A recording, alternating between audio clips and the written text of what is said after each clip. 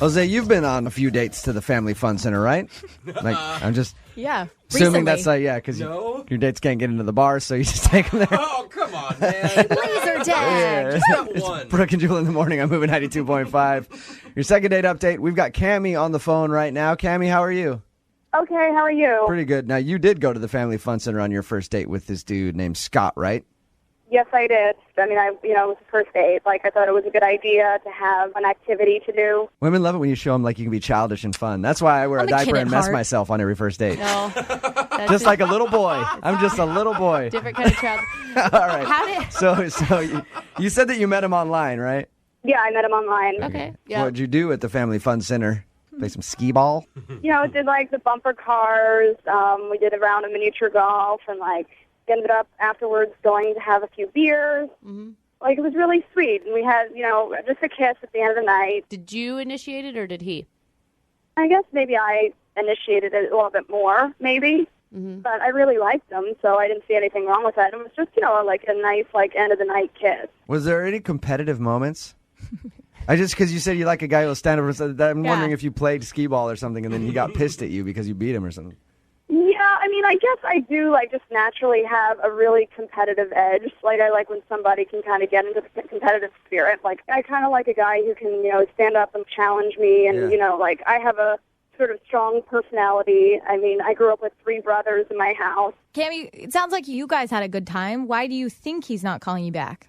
One thing, like, I will say is I am actually, like, a couple inches taller than him.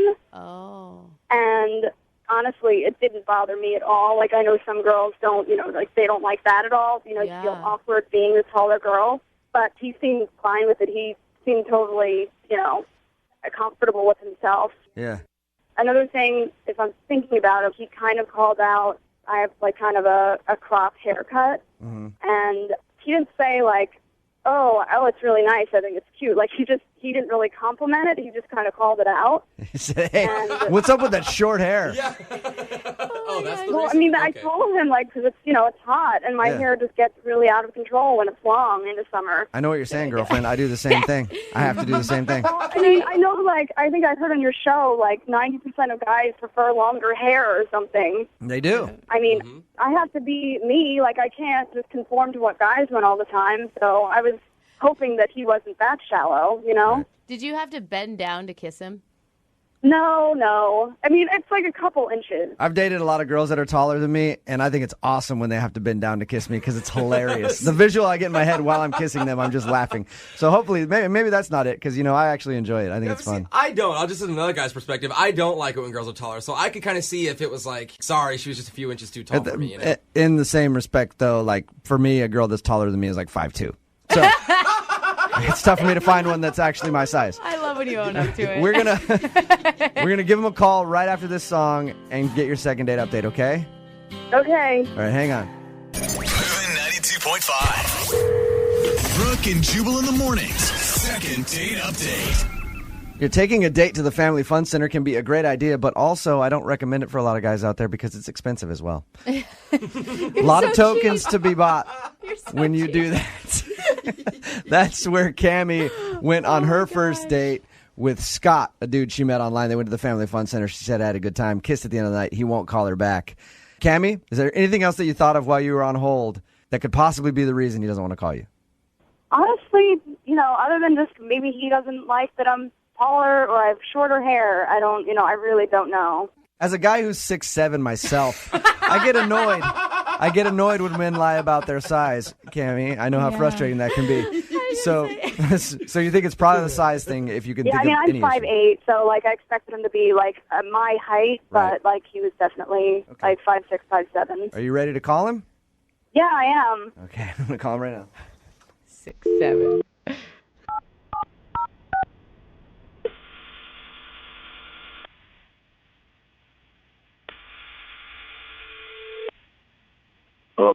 Can I speak to Scott? Yeah, it's me.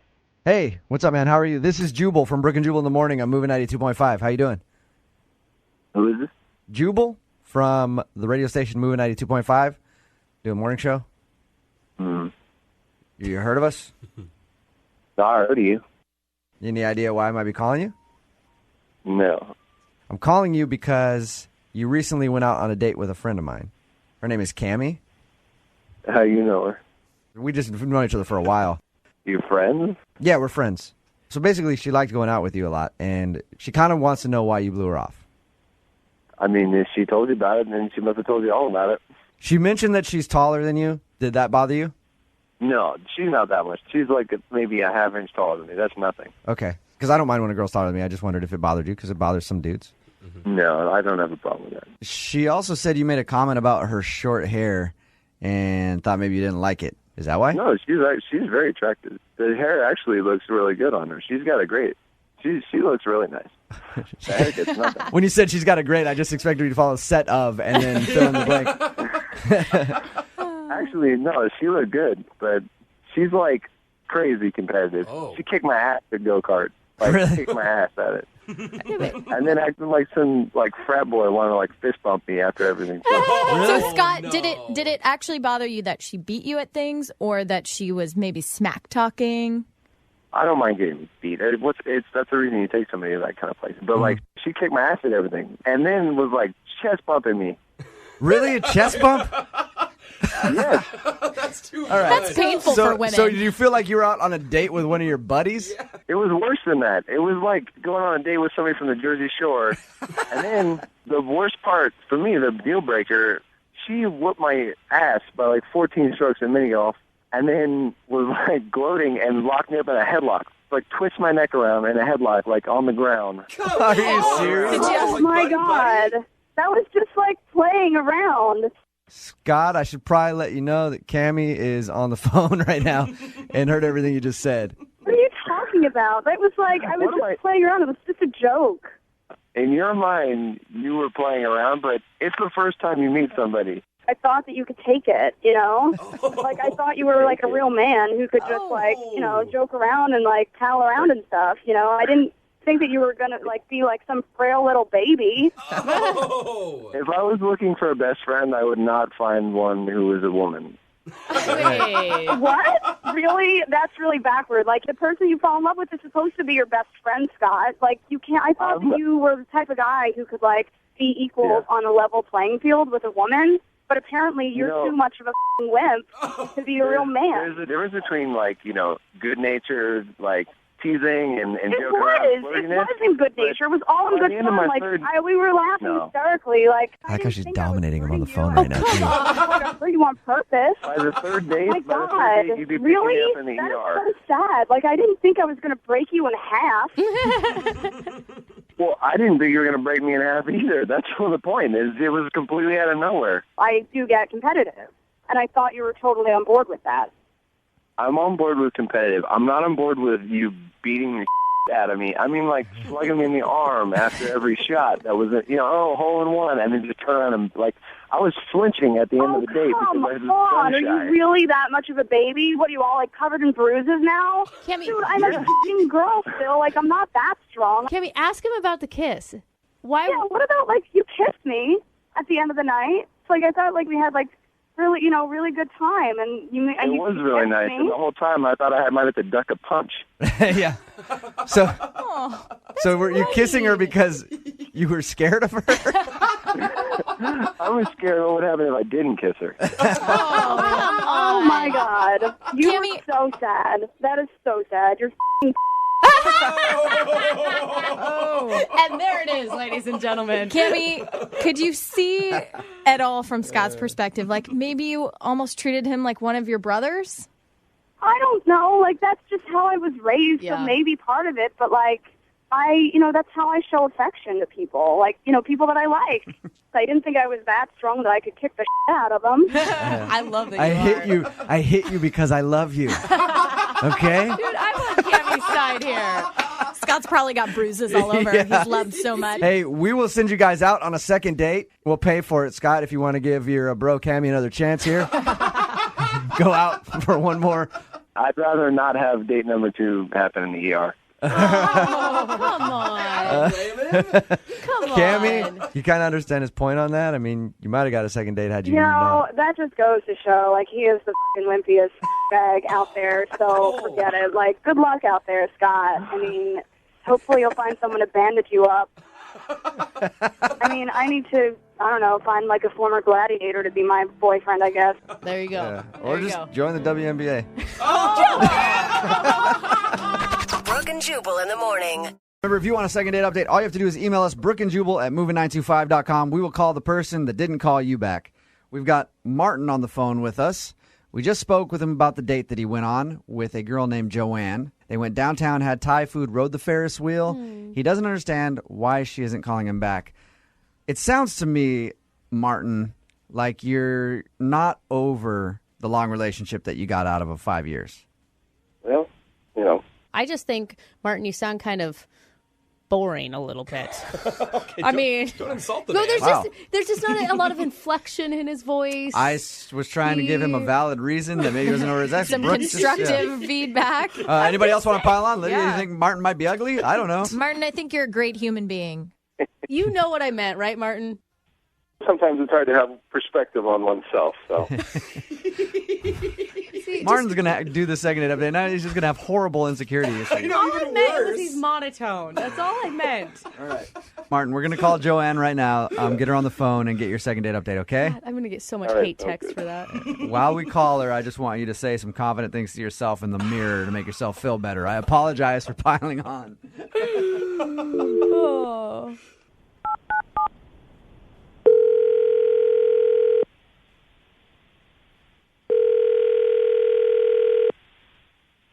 Hello. Hi, can I speak to Joanne, please? Hi.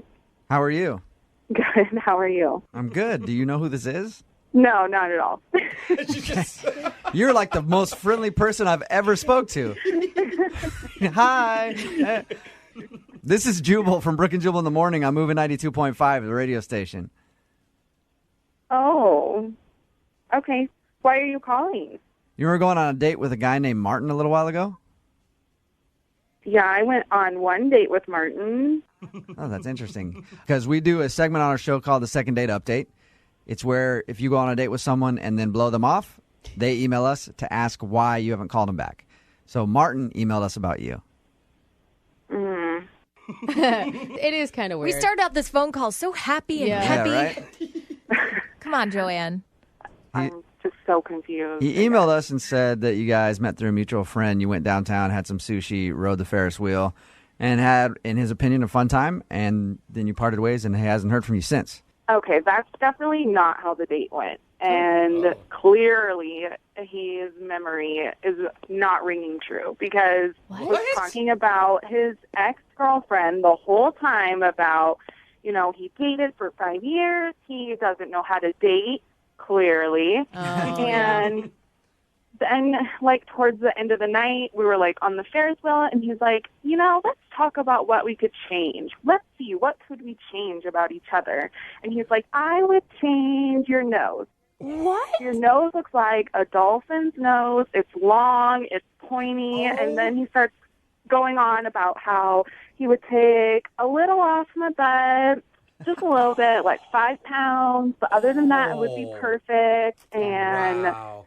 I could not get out of that date fast enough. He actually said he would take 5 pounds off of you? Yeah. That is... That's terrible. Joanne Martin's on the phone with us right now. I was just kidding around. I say stupid stuff when I get nervous. If you're on a first date with someone, you shouldn't be tearing them apart and saying what you would change about them. You should be complimenting them. I don't even know you. Yeah. Martin, say something for yourself, dude. You look really bad right now. Well, the only reason I mentioned the dolphin nose thing is to try to lighten the mood. I mean, you know, she's got this serious edge to her. So. We've all been on a date where people make bad jokes. Yeah. Every girl that's ever dated Jose. Come on. That is true. I can see they show up to Jose's door. Oh, hey, you got to look like a dolphin with your big nose there. He only comments on big boobs. What are you guys talking about? I mean, she doesn't need to lose. I mean, can't she see that she looks great? No. I mean, No why woman do I can have to see tell that. her she looks great? She should know she looks great. Joanne, Do you believe any of his crap right now? No, I don't even know why I'm on the phone. Yeah. Well, seriously. Clearly, I didn't want to call you back for a reason. Jubal, question. Am I the only guy that says stupid stuff when he gets nervous?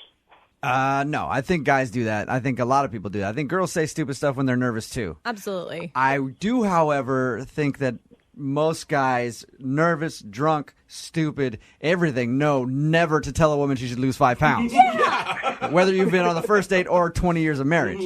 I don't even have alcohol as an excuse. Okay. But I get what you're saying, man. I mean, I understand you could be nervous and they're trying to be funny and cute and go like, let's play a little game. Mm-hmm. It didn't work out in your favor. Well, but why wouldn't you take the game to, like, what you love about each other? I feel like that would be creepy, though, on a first date. Like, I'm going to tell you everything that I like about you. It would be an improvement. That's all I'm saying. Why don't, Martin, you tell her what you really think of her right now and be as specific as you were before when you were negative? Okay. Like, if I didn't think you were beautiful and cool, after dinner, I would have said, okay, well, thanks. That was great. Bye. But I think you're beautiful. And How about I just make it easy for you? I'm just not interested. There it is. There it is, folks. Joanne? Yes. I want to play a little game with you right now. If I could change You're such an a-hole. one thing about you, it would be that you would give Martin a second chance. Is there any chance that you would go out with him again? No, thank you. I'm sorry. We'll pay for it. We'll pay for the date. No, I'm good. Thanks. So She's probably calling plastic surgeons after this date to try to get her nose fixed because he made her so self-conscious. You just I don't called blame Martin her. boring a little while ago, too. Well, I wish I would have said worse after I heard what he lays into people with. All right, Joanne, thank you. thanks. Have a good day. Martin, yeah, you got your answer. I need to work on the editing. I'll give you some advice. Figure out a go-to move when you get nervous. The what would I change about you game, forget that one. Yeah. Because that clearly is not a good move. All right. Yeah, I agree. I got it, dude. I got the game for you when you get nervous. Yeah, what do you got? You sit there and you go, let's play a game. I'm going to point out all the other girls in the room I'd rather do than you. Flag, how do you make it work? Brooke and Jubal in the morning. I actually feel bad for Martin. It's Brooke and Jubal in the morning on Moving 92.5. If you didn't hear the second date update that we just played for you, Martin went out with a girl named Joanne. He got really nervous. He just got out of a 5-year relationship. It's the first date he's been on in 6 months. It's the third date he's been Well, on. okay. Don't give him too much credit. I feel like he's just not very good at dating and he's heartbroken. But he decided to play a little game with his date called What Would We Change About Each Other? Because he was nervous, he said. So many texts came in just ripping the guy. One of the texts at 78592 says, OMG, this guy sounds like Jose at butchering dates. God, I was scared of that. That's my favorite. Even Jose wouldn't go into telling a girl that she needs to lose 5 pounds. Yeah, that was the one that got me. Just talk about how nice her boobs are. No matter how nervous you are, why would you ever say that? Jenny, you thought that Martin was funny, though? I thought he was hilarious. I think that girl, was her name Joanna? I think she needs to calm down. Really, he compared her nose to a dolphin and told her she needed to drop some pounds. I mean, you Oh my God, honestly he was would laugh at that? obviously joking. I What? think he was obviously joking. If the girl was gorgeous, she needs to get some self-confidence. They're on a freaking Ferris wheel, for Christ's sake. Right, you sit on that thing for quite a while. It's like a 20, 25-minute ride. Makes it okay. Yeah, you're on a Ferris wheel. You can say whatever you want. I didn't know that that's the rule. Yeah, I always figured it was alcohol, kind of like you can use an excuse. Hey, sorry, I was on a Ferris wheel. I didn't mean to. I didn't mean to punch you. Sorry. I didn't mean to tell you to put the fork down. I don't think Martin's a bad guy. Like, he sounds clueless. He doesn't sound like he's malicious. Yeah. He maybe needs some professional dating help. What- That's what I would say. What I don't understand is how can a man be with a woman for 5 years and still not know to not go to the weight area? Like that. What was his girlfriend doing for 5 years if not training Well, him? Martin is single now. For a reason. For a reason, I think. If you want a second date update, all you have to do is email us, brookeandjubal at moving925.com. We'll call the... women are so hard to read sometimes because girls like a guy who is close with his family usually, right? Mm-hmm. And then you end up living with your mom when you're 25 years old, and then they judge you for it. It's so hard to understand that. we're fickle that Hey, way. you can't get that much closer with your family than living with them, right? Yeah. That's the problem that Carter is having. Carter is on the phone to do a second date update right now. He emailed us about a girl named Lily. Carter thinks the fact that he lives with his mom might have turned Lily off. Carter, how you doing, man? I'm doing all right. How are you guys? Good. First of all, I want to say I support your living situation. Of course I lived with my parents when I was 25, delivering newspapers, killing it, and it was awesome. I had no problem with it, but I could see how a girl would be turned off by that. So that's why you think the girl is not calling you back today? Yeah, that's my hunch. All right. Okay. Where did you meet her, first of all? I met her online. Online. All right. And did you tell her right away that you lived with her mom, or did she have to come pick you up because you also don't have a car? No, I have a car. And I'd like to make it clear the only reason I'm living with my mom right now is because I'm saving up to buy a house. That's awesome, Carter. It's happening soon. So, yeah, I just need to save up some money. As you know, Is mom coming to live with you at the house when you buy it? Oh, leave him alone. Mom's making the down payment. He's just working up the mortgage. You guys, this day and age, lots of people have to move home at some point. Oh, I know. To save money. It's more common than you think. Yeah, but they all always say, I'm saving money too. Yeah, everyone So- says that. Tell us a little bit about your date. Okay, so I guess we were going to meet at my house. And when she got there, my mom basically opened the door, and you could tell she was, a little shocked. I mean, I was kind of standing behind my mom, but Lily was a little shocked, wow, am I at the right place? Who is this person? I'm picturing your mom answering the door in her bathrobe. Did she have... No, she was not in her bathrobe. All right. Yeah, she was just, normal stuff, like whatever moms wear, Whatever moms wear. Those mom jeans and stuff. But it was definitely awkward. I would have preferred to answer the door myself.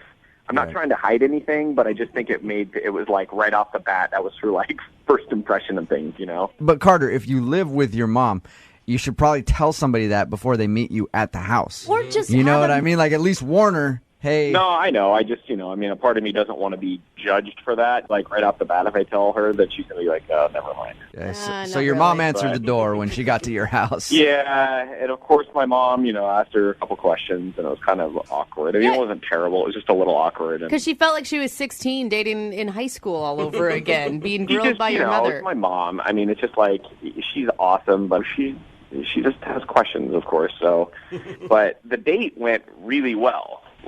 We went to a really nice dinner. We had great conversation. So why do you think your mom ruined it if the date continued to go fine? I don't think my mom ruined it. I think that the fact that I live with my mom probably was, for her, was a red flag. She probably, because there's a stigma attached to it. It's okay, he must be some bum who's unemployed, who, just never, I don't know. Did she seem like it bothered her?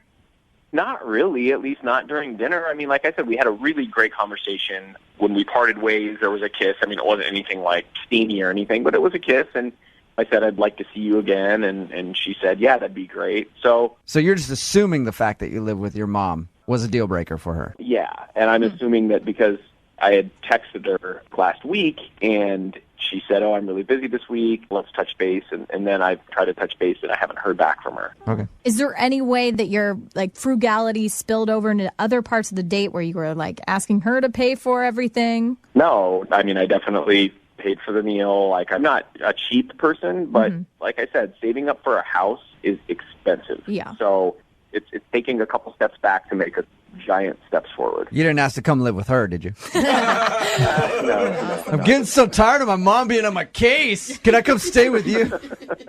All right. So nothing really strange happened that you can think of. She's just not calling you back, and you're assuming that it's the fact that you live with your mom. Yeah. And then I guess a part of me wants to let her know that I'm not just telling her that I'm, looking to buy a place. I'm buying a place. I'm closing on a place. I should be closing this week. Oh, really? So you have a timeline. Yeah, it's happening soon. Okay. Okay. Okay. All right. You're very insistent on telling us that. I hope you. Yeah, I hope you didn't keep talking about it this much on the date. I promise, I'm buying a place. I promise. I'll send you promise. over the Trust me. papers Yeah. later. Yeah.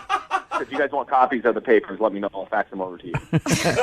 All right, man. Well, we'll play a song, come back, call her, and get your second date update. Okay. Okay. All right. Hold on. Moving 92.5. Brooke and Jubal in the mornings. Second date update. Carter is on the phone with us right now. He wants to call a girl named Lily. We think we know why she isn't calling him back. Carter lives at home with his mom for the moment. He's saving up to buy a house. But Lily came to meet him. his mom answered the door before he had a chance to explain that he lives with his mother. So we're thinking that that's probably the reason she's turned off. I don't know why it's a deal breaker. Like, Lydia, the first couple years you were on this show, you used to date a lot of guys that were like this, that lived at home with their mom, right? Are you talking about me? Because I lived at home with my parents. She lived at home too, yeah. I had to move back after college. I lived there until I was 24. So is this a turn off for you? Not immediately, but I do think that maybe you should have told her first, because first impressions are everything, especially when you meet people online. So it just might have put her off a little bit. Okay, Carter, you about ready to give her a call? Yeah, I think so. All right, well, I'm going to give her a call right now, see if we can get her on the phone, and then get your second date update, okay? Okay, cool.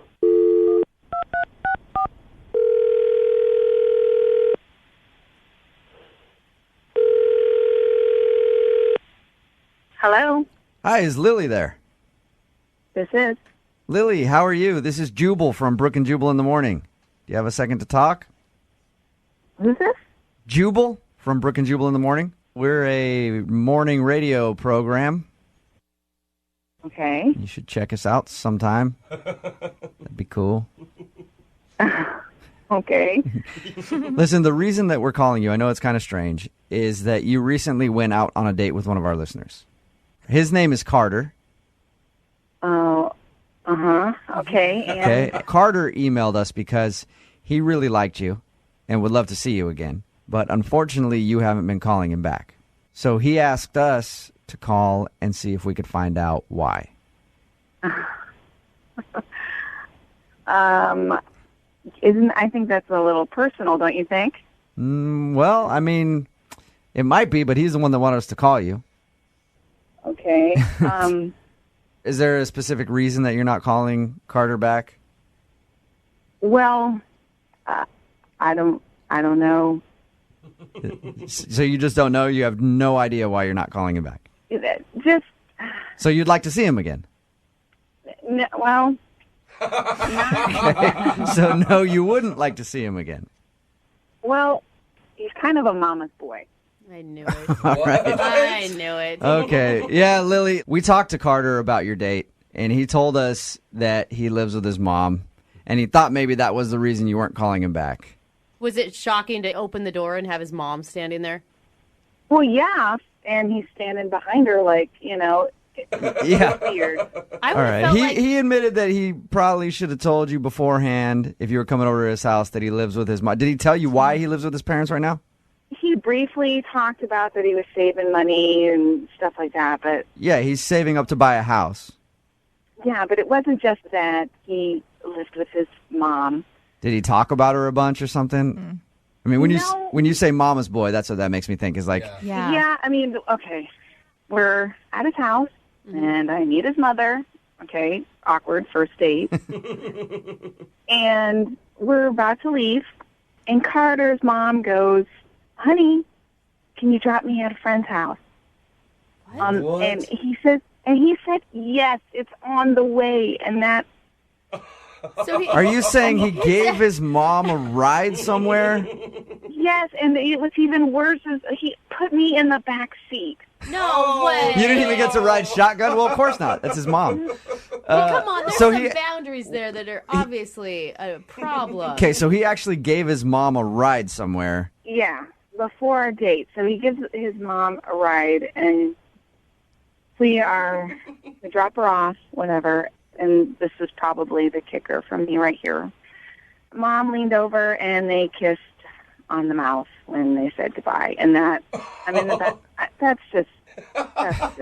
Well, I mean, it's I don't know. I kiss my mom on the mouth. Oh, I don't. Gross. No Brooke. way. Really? Yeah, so It's a little peck, all right, right? so he's definitely a mama's boy then.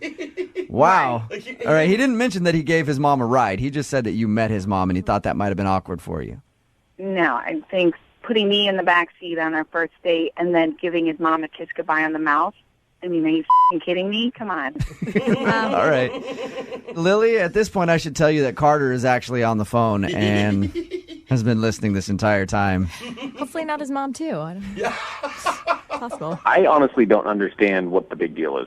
I'm saving up to buy a house, for one. Two, to give my mom, who gave birth to me, a ride somewhere hardly seems like too much to ask. But on a first date, Carter, give me a break. Weird. what am I supposed to do? Say, hey, Mom, listen, oh, no, I don't think she feels comfortable with this. Can you just call a cab? That's ridiculous. Right. No, but I mean, you could. I'm sure you told your mother we were going on a date, a first date. Yeah, I did, right? But I also felt like I was going on a date with somebody who might be a little bit more understanding than this. Oh. Because this just seems like you're coming across as really. What would you do if your dad or your mom asked for a ride? Oh no, sorry. I would say no. If I'm going on a date for the first time with someone, I'm not going to be driving my parents around or my mother around. You would be willing. You would tell your parents who raised you. This is what would happen. I would just tell them, no, I'm going on a first date. I'm busy. I can't do anything for you. I'm sorry. Well, I guess I'm a better son than you are. I don't know. I find that ridiculous. To put somebody that I'm going out with once ahead of my mom, that's not going to happen. Hey, So- Carter, you don't think it's a little weird, though, to give your mom a ride somewhere on your date? Absolutely not. But why couldn't, No. like, her friend come pick her up, Carter? I mean, there's other solutions, right? I just don't think it's that big of a deal to give my mom a ride. She's letting me live with her. You know? It was also on the way to the restaurant. It's not like I was driving 30 minutes out of the way. It wasn't even an inconvenience. Okay. Lily, did you at least like his mother? I was a little weirded out first at him in the back seat. Then he kisses his mom on the mouth goodbye. I don't know. That's Oh, a my lot God. for a first date. Listen, that's my mom, okay? She gave birth to me. What am I going to tell her? No, hey, please, Mom, give me a kiss on the cheek. Like, that is I so would. ridiculous. Carter, if my mom was trying to kiss me on the mouth, I'd shove her off me so quick. That is disgusting. Yeah, well, It's your mother. Who cares? Thank you. Pervert, don't kiss me on the lips. You're my mom. Get off of me. Hey, Lily, I would love to ask if you'll go on a second date with Carter. We'll pay for it. Would you like to go out with him again? Just him, not his mom? honestly, at this point, I'm really not interested. I thought that she was somebody who she's not, so I'm not interested at all. Thank you guys for helping me, but I'm not. I don't want to go on a second date. Carter, you want me to send you out on a date with Mommy? I'll pay for that. She'd probably be a better time than Lily would say. Better kiss her. You get more action anyway. Brooke and Jubal in the morning. What always makes for a fun first date? Huh. Putting on somebody else's disgusting sweat-stained shoes. What? And then putting your fingers in bacteria-filled holes. What the? And drinking really crappy beer out of glasses that probably haven't been washed in months. Ew. Of course, I'm talking about bowling. Bowling is always a great first date. And Tommy's on the phone, and apparently that's what he did on his first date from a girl who's not calling him back now. What's up, Tommy? Hey, how you guys doing? God, he really set you up for a real romantic setting there, buddy. Yeah, you make me sound like a chump. Yeah. I'm making you sound like a chump. That's just what bowling is. It's full of bacteria. Full of bacteria. You know what, though? I thought it was a pretty good idea for a first date. I think It it's is. a great idea. There's an activity. There's alcohol. You can't go wrong. I wasn't saying it was a bad idea. I just said Well, it's disgusting. I- I mean, that it's still usually- fun. I bowl myself, but, then I delouse after. But, they always spray that stuff in the shoes first. Ugh, yeah, like I it don't works. think that does anything. I think that's just deodorizer. Yeah. All right, before we talk about your actual date, tell us a little bit about the girl you want to call today. What's her name? Her name's Hope. Hope. Okay. And I did have Hope. And how'd you meet her? She was tagged in an Instagram photo I liked, and she just looked really hot. She had a great smile. She had a great body. And so I DM'd her, I messaged her, and she responded. That sounds like modern romance. Right? Yeah. So then you guys went bowling. Obviously, that's what your email said. How was bowling? It was low key. We got some fries. We got that bad beer that you were talking about. There was only one bit that kind of was a little bit embarrassing, to tell you the truth. We get shoes, whatever, and we go and we're like, let's go pick out our balls. And I come back. I got like an 11 or 12. I can't remember. She's got like a 14 or 15. She has a heavier ball than I do. Oh, so you're embarrassed because she's stronger than you are, apparently. Well, I don't like to say stronger. I just think maybe she's just a better bowler than me. That is a really heavy ball. Yeah. I thought so, and it's not like she's like a bodybuilder or anything. Anyway, so there was a moment there where I'm like, oh, really? You're throwing a 14? Did she make fun of your small ball? Not small, just lighter. Okay. Did she make fun of your lighter ball? Maybe a little bit, but it was all in good nature. I thought it was pretty funny. Okay. I don't think that any woman has ever said, I can't go out with him again. He only bowls with an 11-pound ball. I actually would argue with you on that. Really? I feel like that probably has been said before. If you were super into bowling, I feel like somebody would care about that. Was she good at bowling? Yeah, she was good. Really? Okay, so maybe it did turn her off. Maybe she's a big-time bowler, and she's like, dude, I don't have any chumps. I mean, she did beat me, but we did place a little bet on the game just for fun. Like whoever won pays for like the next round. And I mean, I want to kind of say I let her win, but I would be kind of lying if I said that. So she beat you, bro. Yeah, she beat me. All right. Again, but then I got to pay for the drinks as well. It's like Perfect. it doesn't sound like anything that would turn somebody off to me. no, me neither. We had a blast. So everything went well, or was there anything else that you felt like could have turned her off? I mean, that was it. Like the conversation was flowing, everything was great. But when I asked if she wanted to go have dinner or something, because we were just having like fries and drinks, and I was thinking like, yo, you want to go have dinner? She said she already had plans after, which to me was a little weird. Yeah, that's weird. I don't know. Yeah. I think some people do that just so that... As an out? No, Yeah, not that's what I necessarily. It could also be because they want to like leave you wanting more and not spend all night with you. Yeah, you but know, if they have a good time, wouldn't they want to stay? or maybe they have a really busy schedule and they just can't fit in bowling anywhere else. Yeah, but usually those people will call you back. Yeah. And Well, it sounds like Tommy hasn't gotten a call back. trying to give hope for hope. Anyway, I thought we had a blast, and I wanted it to keep going, and she had to duck out. And so that's kind of where it was left. Okay, and have you heard from her? Not yet. Nothing. At all, okay. And you've tried to reach out to her. Yes. But, I'm still got hope. All right. We're going to do a lot of those Well- today, aren't we? Yeah, okay. I mean, it's kind of built in, isn't it? Yeah, it is. It is really easy, and that's how we like to do things. So that's Yeah. cool. Thanks for that. All right, we'll play a song, come back, and then call her and get your second date update, okay? Great. Thank you so much. All right, man. Hang on. They say he likes a good time. He comes alive. Moving 92.5. Brooke and Jubal in the mornings. Second date update. There's that old saying, it's not the size that counts, but how you use it. And today's second date update might actually prove that right.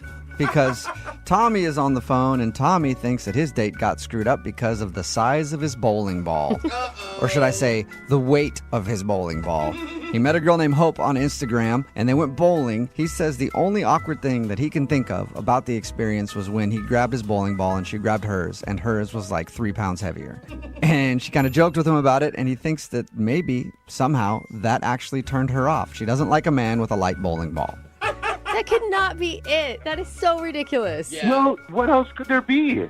You're telling me that you're so perfect that there's nothing else she could possibly find unattractive about you. Hey, I'm not perfect, but we had a really good time, and Okay. that's the only thing that I can think of that was like an awkward moment. Okay. Weird. Well, we'll find out. We've heard weird things in these second date updates before. Who knows? Yeah, it really could be the It could have been the bowling ball. color of bowling ball you chose. I hate blue. Yeah. It could have been my nose, for all I know. See, now we're getting somewhere, I think. All right. Well, I'm going to dial her phone number right now and see if we can figure out why she isn't calling you back. Here we go.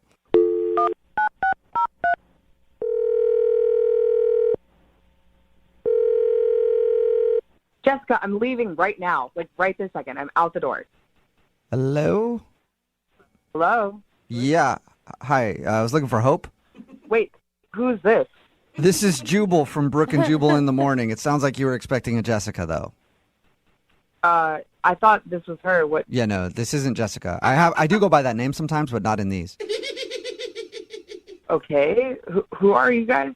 My name's Jubal from Brooke and Jubal in the morning. It's a radio show. Hey. Sounds like you're in a hurry. A little bit, yeah. But can you tell me what's happening? We'll try to make this quick, okay, Hope? Like I said, it's a radio show. We do a segment on our show. It's called the Second Date Update. And we got an email about you from a dude named Tommy that you went bowling with. Okay. And I know that you are probably pressed for time, so can we just have a few minutes to ask you what happened with Tommy and why you're not calling him back? I mean, that's that's a long story for me to tell someone I don't know right now. Okay, well, Long, really? how long is it? I promise we won't keep you on very long. We just want to know the reason. He's confused because he liked you. Okay, I don't know you guys, but if you need to know, like, I didn't like him. I found out he's a flat earther, and I didn't like that. Wait, what did you just say? I'm sorry, I couldn't understand you. He's a flat earther. Like, he thinks the earth is flat. She's Shut a flat up. earther. He is not a flat earther. Yeah, we went bowling together, and when I got my ball, it was a bright blue ball, and, you know, I was just like, oh, my God, it looks like a globe. It looks like the earth. Yeah. And he goes, yeah, you know, that the earth is flat. He was kidding, though. That had to have been a joke. Yeah. No, I asked him, I was like, you're joking, right? I was like, kind of laughed, and he was like, no. And he started to give me facts, like one weird, obscure fact after the other, and it just, like, turned me off, like, completely. And Yeah, that would be a definite reason I would not call someone back. I'm with you on that. yeah, I'm just, like, not trying to date a conspiracy theorist right now. But wait, you could go on another date and talk about chemtrails. I don't even know what that is, but I'm Yeah, not. I'm sure Tommy does. I'm sure Tommy knows all about it. Probably, sure. He didn't mention anything to us about you guys arguing about whether the earth was round or flat. Well, I didn't argue with him. I just sort of, like, sat there and listened, and then immediately was like, okay, I just need to get out of this. I just need to get through this date and get out of here, and that's what I did. I think that's actually smart because those arguments never go anywhere. Yeah, no, they don't. Exactly. Because logic is not on his side. No. Logic is not on my side? No. Logic is not on all of your sides. Hold on. Hey. All right. I had a feeling. I had a feeling this was going You to all happen. are on the conspiracy. Like, you all have... Tommy, Hold on one second, Tommy. Like- Hold up, Tommy. I need to see if Hope is still. Hope, are you still there? Oh my God. Yeah. Yeah, that's Tommy. He's on the other line listening and wants to talk to you. Yeah, I'm here. What? Yeah, I'm here. Yeah, I think he wants to preach. I don't want to preach. I just want to teach. Earth is not a round globe that Hold has on. been... What is going on right now? Yeah, I've been listening the whole time, so now I know what's going on. Yeah. Why? What the... Sorry, Hope. That's how these Yeah. things work is we ask you about the date and then we reveal the fact that the person is on the other line. And in our defense, he didn't tell us about the flat earth thing because if he had, we wouldn't have called you. Yeah. Well, it's not a thing. It's not a flat Earth thing. It's reality. It's what it is.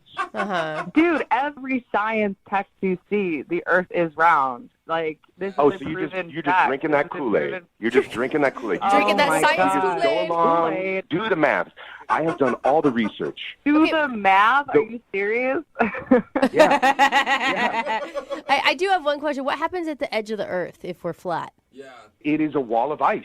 It is a wall of ice. It is flat, and then it ends to a wall of ice. I actually have a friend who has been there. Oh. I've seen photographic evidence Oh. of the wall of ice. See, that's So stupid. sweet, Look Tommy. it up. Look it up. I'm not the only one that believes this, guys. Yeah, that's the disturbing part. No, you know what the disturbing part is? That you don't know the truth. Like, and that you are just living in ignorance, Hope. Like, Dude, I this feel is bad why, for you. No, this is why I didn't even want to argue with you on the date. It's because I knew this is exactly what would happen. Is you're just going to hammer me with all these weird, obscure, you had a friend of a friend of a friend who's seen this wall of ice. I don't want to hear No, he's about my it. friend. He's Like, I actually don't my care. friend. Like, my really good friend. I've seen I photos. don't care. I do not care. This is what I wanted to avoid. This is why I didn't want to even I mean, talk use about your it. eyes. Use your eyes, Hope. The world. You use your eyes. Like, you Oh, my you God. don't see, like, a bend. The horizon is flat. There's no arc. Okay, Tommy, you're literally, like, speaking to nobody. Like, I'm not going to be swayed to, like, believe the Earth is flat because you're arguing with me. You know what I mean? Like, Have you been to space? Have you seen the round Earth? have you been to space? No, I haven't been to space, but I do have a friend who's been to space, and he has seen it.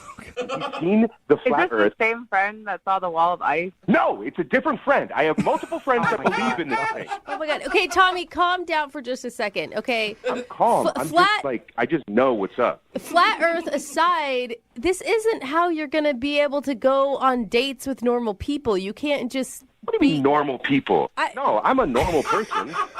But you're just arguing. Like, you're arguing for these conspiracy theories. This is never going to get you any success, right, Hope? I feel No, like no. you guys are the conspiracy theorists. I'm the one that just knows what's up. You guys are all Oh, my conspiracy God. about, like, this round Earth thing. Okay, you know, I didn't want to look go at out. every footage you've ever seen of this whatever round Earth. It all comes from NASA. It all comes from government stuff, right? So the only thing that proves the fact that we are on a round Earth is NASA, government. Don't believe it. That's the conspiracy. This is just, like, silly. Like, I didn't want to go out before, and I really don't want to go out with you now. Like, if you're just going to hammer on about how you don't trust the government, like... Hey, it's not just me. Oh, there are, my like, God. A-list celebrities that actually believe this thing, too. It's not just me. And you should Like, go there are other bowling people that with are in the know. Go bowling with them. There's somebody from Bon Jovi that I think, like one of the members of Bon Jovi. Oh, well, dude, I'm sold then. That's all I needed was Bon Jovi to sign off. Hey, if Bon Jovi co-signs something, I'm all in. I'm not a weirdo. You just need to realize that I have the knowledge. Okay. Yeah, well, you know All right. what, Tommy? Maybe it's because we're all in the Illuminati. Yeah, who knows? Yeah, we're all part of it. Oh, don't get me started. All right, I do not want to get you started. The point of this whole thing is not to argue whether the earth is round or flat. It's to see if you can get a second date with Hope. So, Hope, would you like to go out with Tommy on another date? We will pay for it with money made up from the government. What? Mm-hmm. Absolutely not. No? Absolutely not. Oh, man. No. Yeah, I couldn't either because you know what? I don't want to waste my time with closed-minded people. You know, like I just want to spend my time with people that know what's up, that are actually thinking and can look behind the scenes and know what's actually going on in the world. So you know what, Hope? Have fun living in your fantasy round world, and I'm gonna be in reality over here. But good luck. Okay. Ouch. Thanks, yeah, and I hope you and the member of Bon Jovi have fun bowling with some bad beers and smelly shoes. So, you know, have a good time with that. We will. Well, Too much. I was going to say sorry you didn't get a second date, Tommy, but I think you're glad you didn't get a second date. Yeah. No, I'm good. All right. Hey, we did it then. Hope, thank you for your time. I know you were rushed. Appreciate you talking to us, though. Thanks. Can I go now? Yeah, you're good. Thank you. And All right. Oh, man. Tommy, be sure to email us anytime. No. Anytime No, yeah, you need anything. no, I'll keep you guys updated. I'll Yeah. keep you guys updated. Do it, yeah. Live long and prosper, buddy. You can learn a lot about life through baseball. Yeah. You know, when life throws you curveballs, you knock them out of the park. I like Sometimes you step up to the plate, you swing, and you miss, but that's okay. it. Yeah. Or sometimes you're the pitcher, and sometimes you're the catcher. Either way, you're gonna have a good time. What? That's Those not the are some analogy. famous sayings from baseball, and I bring them up because the guy on the phone for a second date update today, his name is Matthew, and he met the girl that he wants to call at a co-ed softball game. What's up, Matthew? How are you? Hey, I'm doing pretty good. How about you guys? Pretty good. Were you the pitcher or the catcher that day? Buddy. I mainly bat and, play third base, but... Thank God So- for answering it like God, that. you're a sick man. Your email said that you met the girl that you want to call. Her name is Trisha. Yeah, she's real sweet. Okay, and it says here you met her at a co-ed softball game. How'd that work? Yeah, she was on the opposite team. Oh, the enemy. Yeah, so that's, a little extra charm as well. Let me guess. She was pitching to you. She struck you out, and then you threatened to fight her. No way, dude. 'Cause That's what. usually how friendly softball games go, Yeah. Jubal. You're right. Right. Yeah. There's a lot that of how- physical violence. Is that how it went down? It was more like when we all went to the bar. Oh. Then you threatened to fight her. There was no fighting. No Thank you. fighting. Just softball. Okay, Just softball. strange. No fighting during the game or afterwards. It's different than any co-ed sports league that I've been involved in. There's always a fight at some point, but Can okay. we move on from the Right. violence, please? All right, so you met her at the bar. Yes. And had you had your eye on her like all game? Oh, yes. All game for sure. What about her stuck out to you? Oh, I mean, her legs just go on for days, One of those girls with legs all the way up to her butt. Yeah. So hot. So hot. We all have She them. was really good at the game, and on top of it all, she seemed like a genuinely cool chick. Awesome. So Okay. how did you approach her at the bar? Oh, I mean, I grabbed her a drink and, said congrats for whooping her ass. And, then we just started talking about how long we had been playing. And then one thing led to another. And I ended up getting her number. And we set a date to go hiking. Sweet. Nice. How was the hike? Oh, it was great. She met me where we were going to start out. Nice. What'd you say? Oh, I just said nice. Sorry. I heard you. I was just like, what? Very nice. She met you there. I'm excited Awesome. for you. She met you where you're going to start. That's better than meeting you at the end of the trail, I guess. I approve. And she was just as awesome as the first time you met her. Absolutely. Like, she did great on the hike, and we were able to talk. We weren't winded or anything. And, I mean, at the end, like, when we said goodbye, like, I didn't know if, a kiss was feeling out. And, I mean, she was real sweaty. I was real sweaty. Yeah. I didn't know, like, we kind of just had a quick hug, but, like, it was still, like, you felt that connection there. And we made plans for about a week later to go out again. Oh, so you guys had a second date. No, see, like, a day before, she texted to cancel. She needed to cancel for some reason, but so I don't know. And now it's like, now I haven't really heard from her, so kind of feel blown off. Have you tried to reschedule that date that you had planned? I mean, yeah, I sent one or two texts just saying, hey, sorry, scheduling didn't work. Is next weekend good? And I didn't really get an answer from any of that. Can I ask, I mean, just looking back at the time you guys spent together between like the softball game and the hiking, do you think that she also thought of this as a romantic date? Well, I mean, I would hope it would be kind of obvious because I asked for her number. I said I would love to get together. Like, to me, that sends a pretty clear signal of like, hey, I'm interested in you. Right. Even if like things go slow or whatever, you know what I'm saying? Right. So how long has it been since you've heard from her? It's been over a week since I talked with her, and she hasn't responded to the two texts I sent. Oh, man. Just a sweaty hug at the end of the hike. That's all you got. Yeah, right? All right. Well, we'll play a song, come back, call her, and get your second date update, okay? Thanks, man. All right, hang on. Moving 92.5. Brooke and Jubal in the mornings. Second date update. I got to say, I'm skeptical of you, Matthew. Am I suspect? Yes, you are.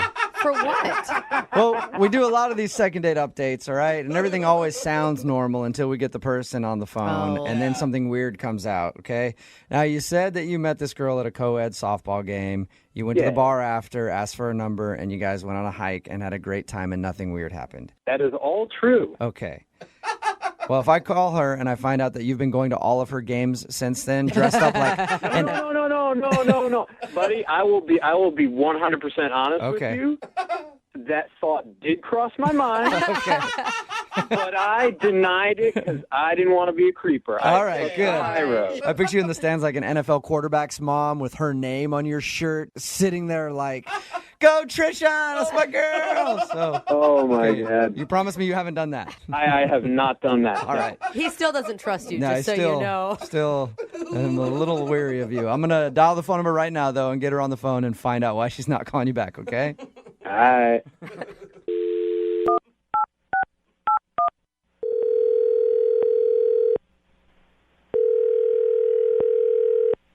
Hello. Hi, is Trisha there? Yes, this is she. Hey, Trisha, how are you? My name is Jubal, and I host a radio show called Brooke and Jubal in the Morning. Okay. I'm calling because one of our listeners sent an email about you.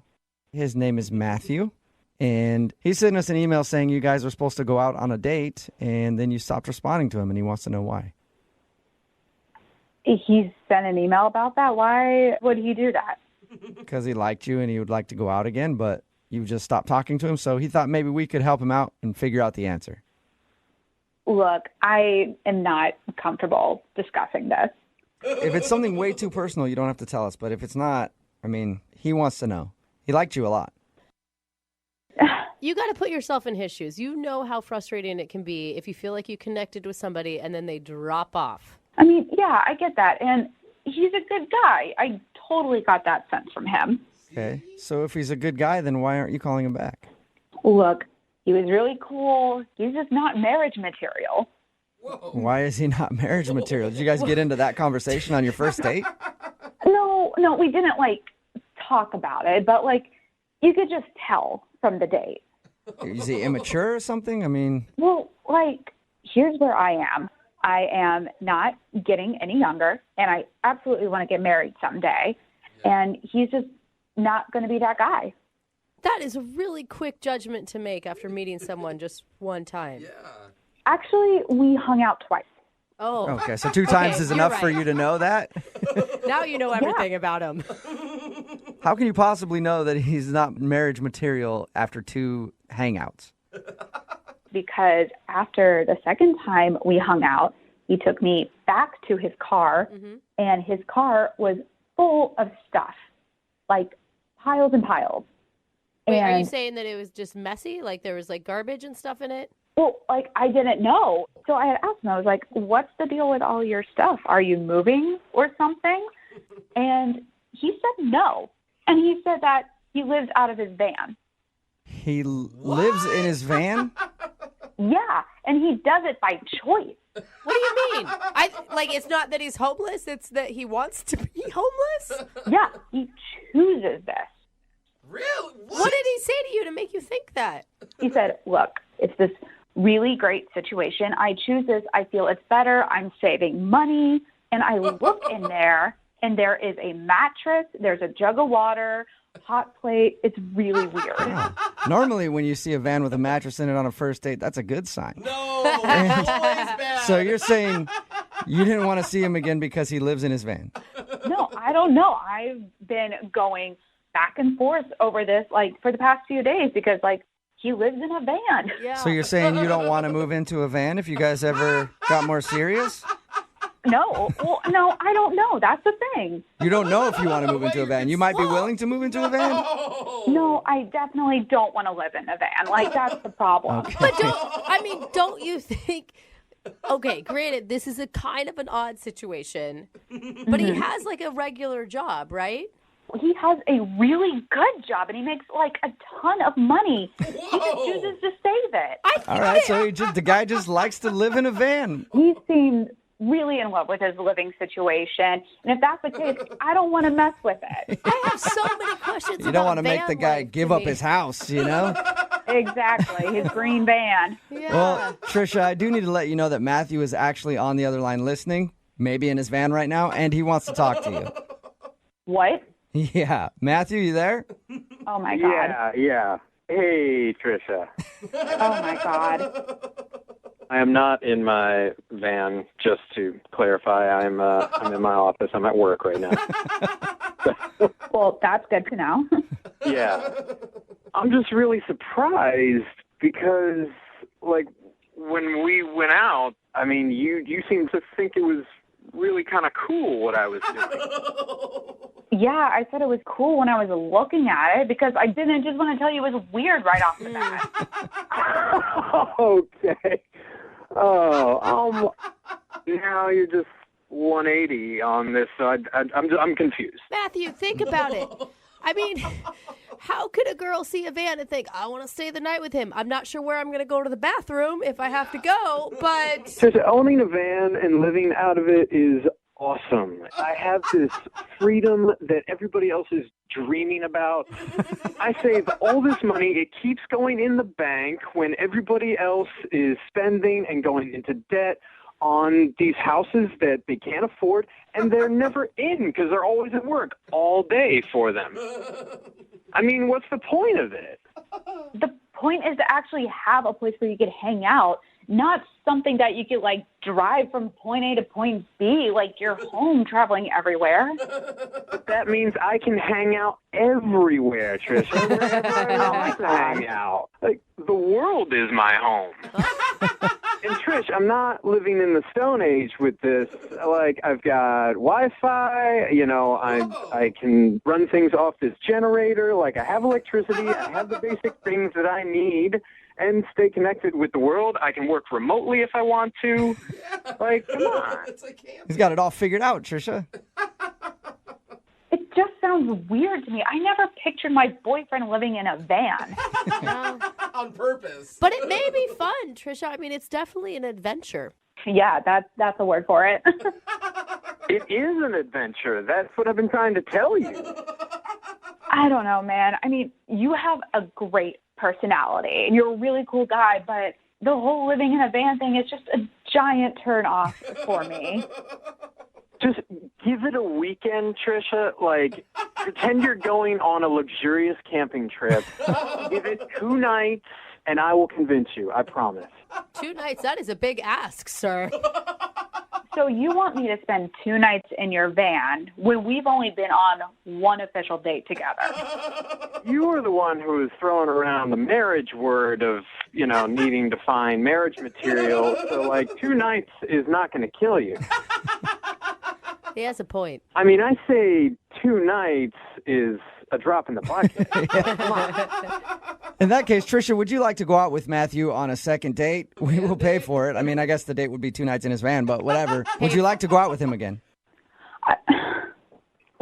I'm still kind of on the fence about it. I am going to say no to 2 nights in the van. Oh. But I'm up to hanging out with him again. Okay, so you'll go out on a date with him, but you won't sleep in the van.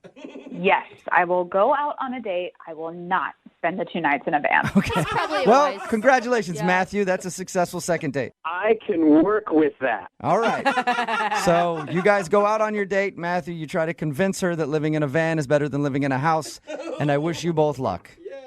Trisha, freedom is in our future. I guarantee. Oh, my God. Brooke and Jubal in the morning. Text in at 78592. That girl's totally crazy. Living in a van is awesome. It's Brooke and Jubal in the morning, talking about today's second date update.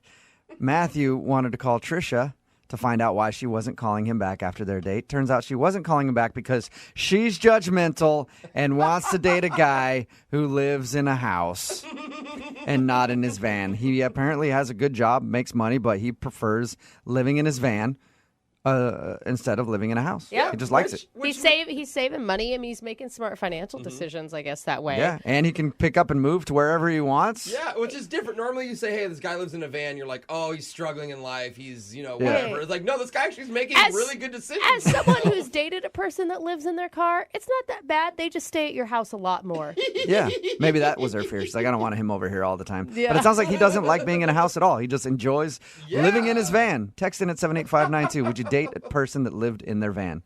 If they had a job and made money and that was just how they chose to live, would you date them? Text in 78592.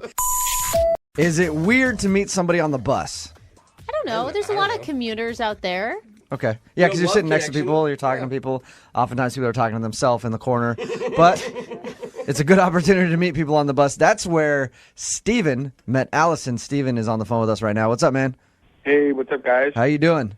I'm doing pretty good. Tell us about how you met Allison on the bus. Well, I was on my way to work, and she just sat down next to me, and I thought, man, well, she seems nice. So I kind of worked up the guts to just sort of start a little bit of small talk. I don't know why the bus just seems weird. I don't know why the bus seems like a weird place to hit on somebody. Public transportation. I do hate public transportation a lot. My husband takes public transit every day. There's lots of normal. Are you saying that you want him to meet girls? No, I'm just saying. I've never done anything like that. I've never talked to anybody on the bus before. I was kind of surprised that I did it, but I did it. And it was good. Why this girl? Like you said, you had never really talked to anybody on the bus before. What attracted you to her? Well, she was really, really pretty, and I don't know. But just before she sat down, she looked at me and she just smiled, and it was like, "Hey," it was. I don't know. All it it took. Like an instant spark. Yeah, and she was on the bus with other people who are, like scabies and stuff. Oh, so you're like, on, Jubal. in comparison, she's smoking hot. No. She looks like she showered. Yeah. And I got to give you credit, Steven. I think it's so nice when men say that they were pretty or beautiful instead of just hot. Like, that's a great compliment. Yeah, she was like, the way she smiled at me, it wasn't like a flirty smile. It was just like a hello. And it was like, oh, that's nice. And, if you're ever on a bus early in the morning, everybody looks like hell. And Yeah. it's like, she gets on, and she's like radiant. It was amazing. Nice. She was hot. Yeah, No, just kidding. So where'd you go on your date then? Well, I decided to surprise her and, I don't know, be a little different. So I took her to a shooting range. Okay. Oh. Interesting. And now, wait, did you know her feelings about guns before you went to the shooting range? No, not really. I just sort of assumed, she seemed like sort of a city girl and she wasn't, into guns or anything. But I grew up with guns, so I'm really cool with them. Are you like a hunter? Yeah, I grew up in a small town, and my dad always had guns, and we'd go hunting and stuff like that. I'm not really a big gun guy, but I like going to the shooting range. It's a good time. Yeah, it's and fun. shooting range. But it is risky. How did she take it? She was nervous, but she was kind of excited. She kept smiling and kind of laughing, but in a nervous kind of way. Of course, you had a gun on you. Question your motives. Did she have a good time though? Once you were at the shooting range? she seemed to have a good time, and it was kind of cute. Like, she would get scared every time. Like, the first time the gun went off, she, like, kind of screamed a bit, and then I kind of helped her and showed her how to hold the gun. And little old me can't handle a gun. Wish I had a big, strong man here, maybe by the name of Steven, to come help me hold my hands correctly. You know that it's a genius idea on Steven's Yeah, it is part. a good idea, Steven. Yeah, I don't okay. know. I thought it was pretty good. Yeah. Did you guys do something after the shooting range? No, not really, because it got kind of late, and she said she had to get up early the next day, so I just took her home. But, like, we had such a good time, and I don't know, I got, like, really excited. Like, I was really into her, but I couldn't get the nerve up to, like, kiss her. Was it there that moment where you're like, do it now, and then you chickened out? Yeah, exactly. It was like, this is it. You do it now, man. Do it now. And then it was gone, and I'm like, oh, man. Yeah. Once you get past that point, you can't go back. Otherwise, it's just awkward. Yeah. It's just awkward. It's totally awkward. You feel like she maybe thinks you're not interested, or some girls it can be a I don't turnoff know. where it's like, we did this sort of big kind of manly thing. I showed her this big manly thing. It was like, hey, guns and da-da-da-da. And then I, like, chicken out at the end, and I'm just like, yeah. Yeah, where'd all the testosterone Right. go? How did you work that up? You left it all at the gun range, I guess. Exactly. When she left, did she seem like cool with going out again? I don't know. She seemed nice, and she said, yeah, let's talk later. And I was like, great.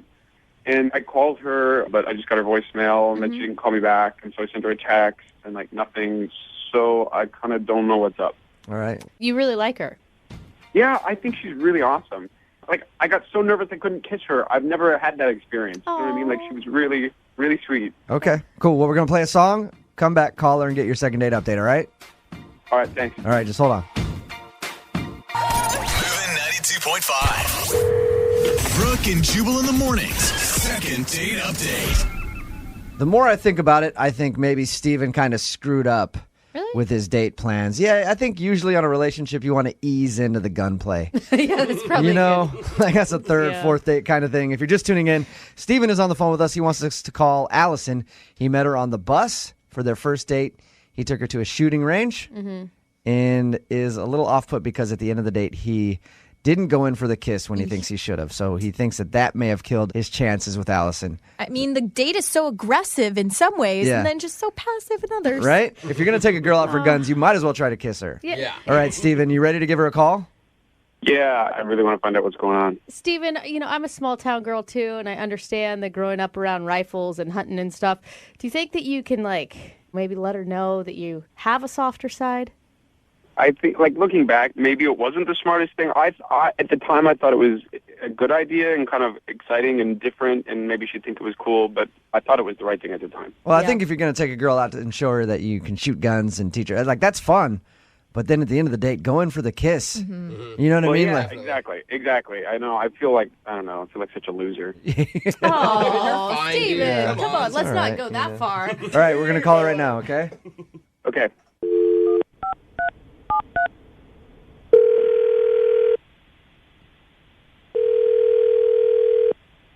Hello? Hi, can I speak to Allison, please?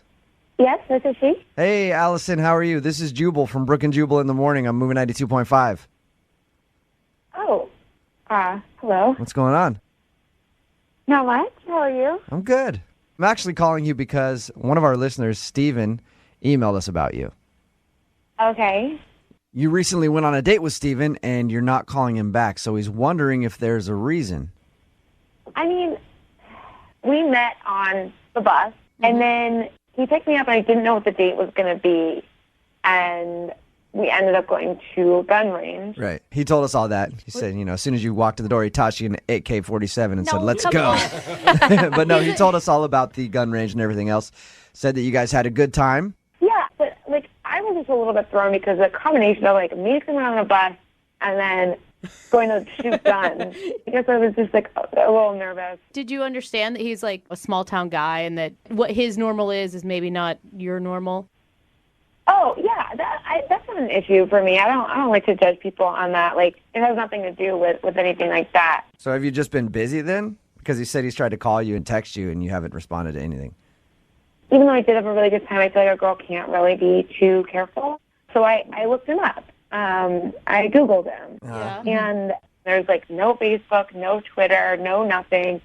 The only thing that's, like, exists on the internet is that 5 years ago he was arrested. Oh, really? For what? Yeah, for what? I don't know. I wasn't able to see. Was there something on the date that like made you feel that way, or is it just the bus and the guns, like you said? Yeah, it's kind of odd to meet. It's odd that you meet someone on the bus who has a penchant for handguns, and then you just assume things. I'm just saying he was a commuter going to work, and he happens to have grown up hunting. Like, you can assume that too. Right, you can assume that, but then I found that he had been arrested, and I just felt like he seemed really nice, but I just think need to be careful. Allison, what if we could find out why he got arrested? Would you be interested in hearing what that is?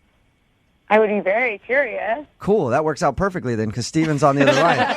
Hey, Steven, what were you arrested for? Oh, man. It wasn't anything serious. It wasn't anything like big or terrible. It wasn't that big a deal. It wasn't. Like I'm a good guy. I'm a good guy. And can we leave it at that? What was it? Steven, you've got to pass. First, say hi to Allison. Yeah. I mean, but you got to tell us. If it wasn't that big of a deal, are you just embarrassed? Yeah. Hey, Allison. Hi. Do you have a warrant out? No, there's no warrant. There's no nothing. It's just, oh man, I really don't want to tell this story. Why? But we really want you to tell the story. 5 years ago, I was in a relationship with my girlfriend at the time. I took her to this big sporting event, and I had this idea to propose to her. And so partway through the game, I had this sign, and I ran out onto the field, and it said, "Will you marry me?" And I held it up to her, and then I was like tackled by security. Oh, nice! And You weren't like you weren't also naked or anything on the field, right? No. I wasn't naked or anything. It was just like I just ran out on the field. And I just hopped over the thing and like out there and like held up the sign and waved at her. And everybody was like cheering, and like it was kind of really great. And then they tackled me, and then everyone kind of cheered louder. He was arrested in the name of romance. Right. Did you get engaged? No. Did she say no? She said no. Wow. Oh no, man! I'm You got so arrested, sorry. and oh my Allison, heart for you. Allison, there you go. That's either the best lie anybody has ever told in the history of getting arrested, or he just got arrested trying to do something romantic, I guess. Can we find footage of this? I would be very curious to see it. Listen, I didn't do anything terrible. I didn't do anything bad. At the time, I was in love with this girl, and I thought it was the right thing to do, and I thought it was romantic and fun and spontaneous, and it kind of all blew up in my face. And so that's what happened. I'm not a bad person. I'm a good person, and I really like you, Allison. I am wondering, like, why that is the only thing that's online for you. Have you just like kept off the grid, or like what's the deal with that? After that all went down, it was kind of in the news. So like all these people started finding me on Facebook and Twitter and like sending me stupid messages, and I was just like, enough. And so I just like I deleted everything. I was like, you know what? I don't need people to find me. I just want to forget it and move on. I will say I can understand why that creeped you out, Allison. I meet anybody without a Facebook or a Twitter now, and I don't want to have anything to do with them because I feel like they've got to be hiding from somebody. We're also jaded here. I mean, Allison, do you see that maybe you were making the wrong assumptions about this dude? Yeah, I obviously was.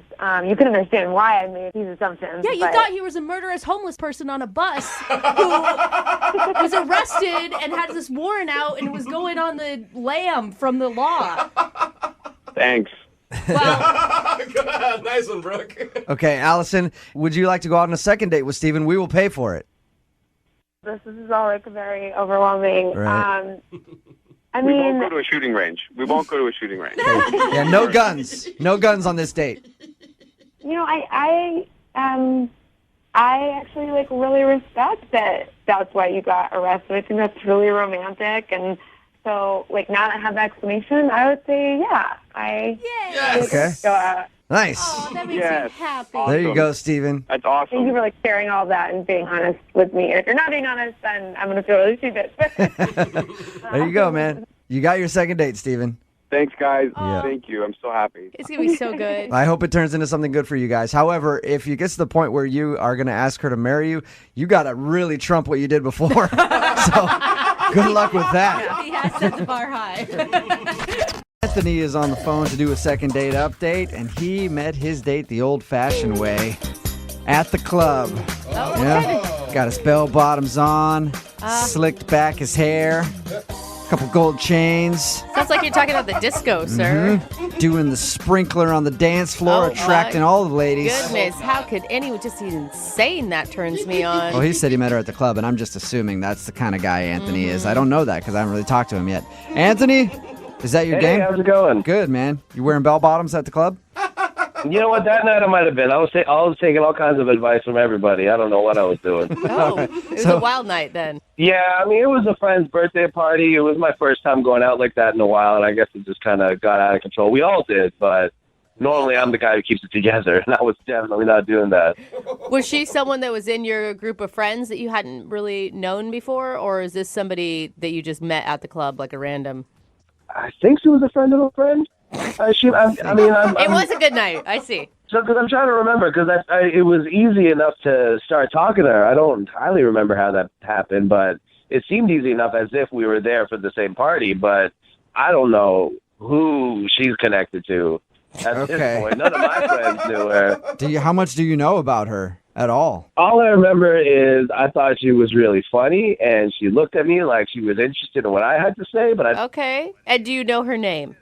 Yeah, her name was Deanna. She had a great smile, and I mean, the problem is I remember about, let's say, 60% of the night. You know what I mean? Like I have a vague idea of how it went. Okay, so you got hammered then. Yeah, man, there was a special that night. It was like Long Island iced tea for $3. Oh, that gives me a headache just you even saying that. Long Island iced teas are terrible. Oh, God. And the worst part was the bartender. I remember his name was Brendan, and I started calling him B all night because I kept saying Long Island iced tea for $3, B, and he kept throwing it out. Oh, man. It was just so much fun to say. I didn't even think about what I was doing. So what'd you do? Like hang out with her all night? Well, we just started off at the bar trying to talk, and that went all right, but it's loud in there, so we kind of gave up. But then we ended up just kind of making our way to the dance floor, and actually it started getting hazy because after that it was just kind of a blur of dancing and Long Island iced teas, and then... Do you think maybe the reason it felt like something you've never experienced before was because of those Long Island iced teas? It just everything felt great, and maybe it wasn't? You know, I think it's possible. It's possible. I think some people say that different types of drinks get you different types of drunk, and this is a first for both for me, so I don't know what to compare it to. Long Island iced teas are a love potion for him, is what it sounds like. Yeah, I think so. How did the night end with her? So, okay, I kind of remember her asking me to walk her home, and I think I did, but... You think? There was definitely some conversation. I want to say she asked me, but it might have been me offering. Who knows? And I want to say that she said yes, but she might have said no. I don't even know at this point. But I think I remember us actually leaving to do that, but I don't remember reaching anywhere. I don't remember dropping her off or anything like that. All I really remember is being put into a cab. And then I think so. Maybe not, though. I don't know. I didn't ask. How drunk was she? I mean, I thought that everybody was as drunk as I was, so, you know, I assumed that she was the same as me, but, but who knows? Hopefully not, because I was in rough shape, it turned out. So somebody put you in a cab, and that's the last thing you remember? Yeah, someone put me in a cab. I got home safely. I know that. Oh, good thing you got home safely, because I think the whole point of you walking her home is to get her home safely, but that's cool. I know. Well, it turns out she got home safely. I know that because I've been in some limited communication with her. Okay. What does that mean? Well, I texted her to follow up, and she's been icy, to say the least. Because, like, I would say, hey, I had a great time the other night, and then she'd just respond, I bet you did. And I don't know what she means by that, because I think she remembers something that I don't. And or she's just being coy. Maybe she's just being like, oh, I bet you did, because you met me. Yeah, no, I don't think that's it, because I've tried asking her if we can go out together again, and she's been, like, pretty against it and pretty firm. What do you mean by pretty against it? Like, she's not like she's using a lot of I don't think so, and not this time. But she's also not saying a hard like she's. I think she wants me to keep asking, so she keeps finding different ways to put me down. You know, when someone says I don't think so, I think that's the same as saying no. Maybe, I don't know. This could be different. Like I said, we had a great time up until maybe midnight. And then Up until you don't remember anything. Right. After that, I'm not very confident. Okay, well, we'll play a song, call her, and figure out what happened with the rest of your night and why she's not wanting to see you again. She didn't say she doesn't want to see me again. She said, I don't think so. It's not the same thing. All right. Well, we'll call her and find out right after this, okay? Okay. All right, hang on. Moving 92.5. Brooke and Jubal in the mornings. Second date update. 4 words that should never be uttered on a first date. Long Island iced tea. It's all down here from there. Really, no words that should ever be uttered ever. Long Island iced tea. They should be illegal. Nothing good ever happens when you have Long Island iced teas. And Anthony, who's on the phone for a second date update today, had a bunch of them on his first date. Well, that's not even really a date. He met this girl named Deanna at the club. They had a special on Long Island iced teas, and he took full advantage and says he had a fun time hanging out with her, and they bonded and danced, and then he thinks he walked her home at the end of the night, but he's not sure, and somebody put him in a cab, but he doesn't know who. So we're going to call Deanna and find out what happened with the rest of his night and why she won't go out with him again. And you do realize, I mean, since the second half of the night is so hazy, there could be like something really horribly embarrassing that she reveals about you. Yeah, I'm pretty terrified.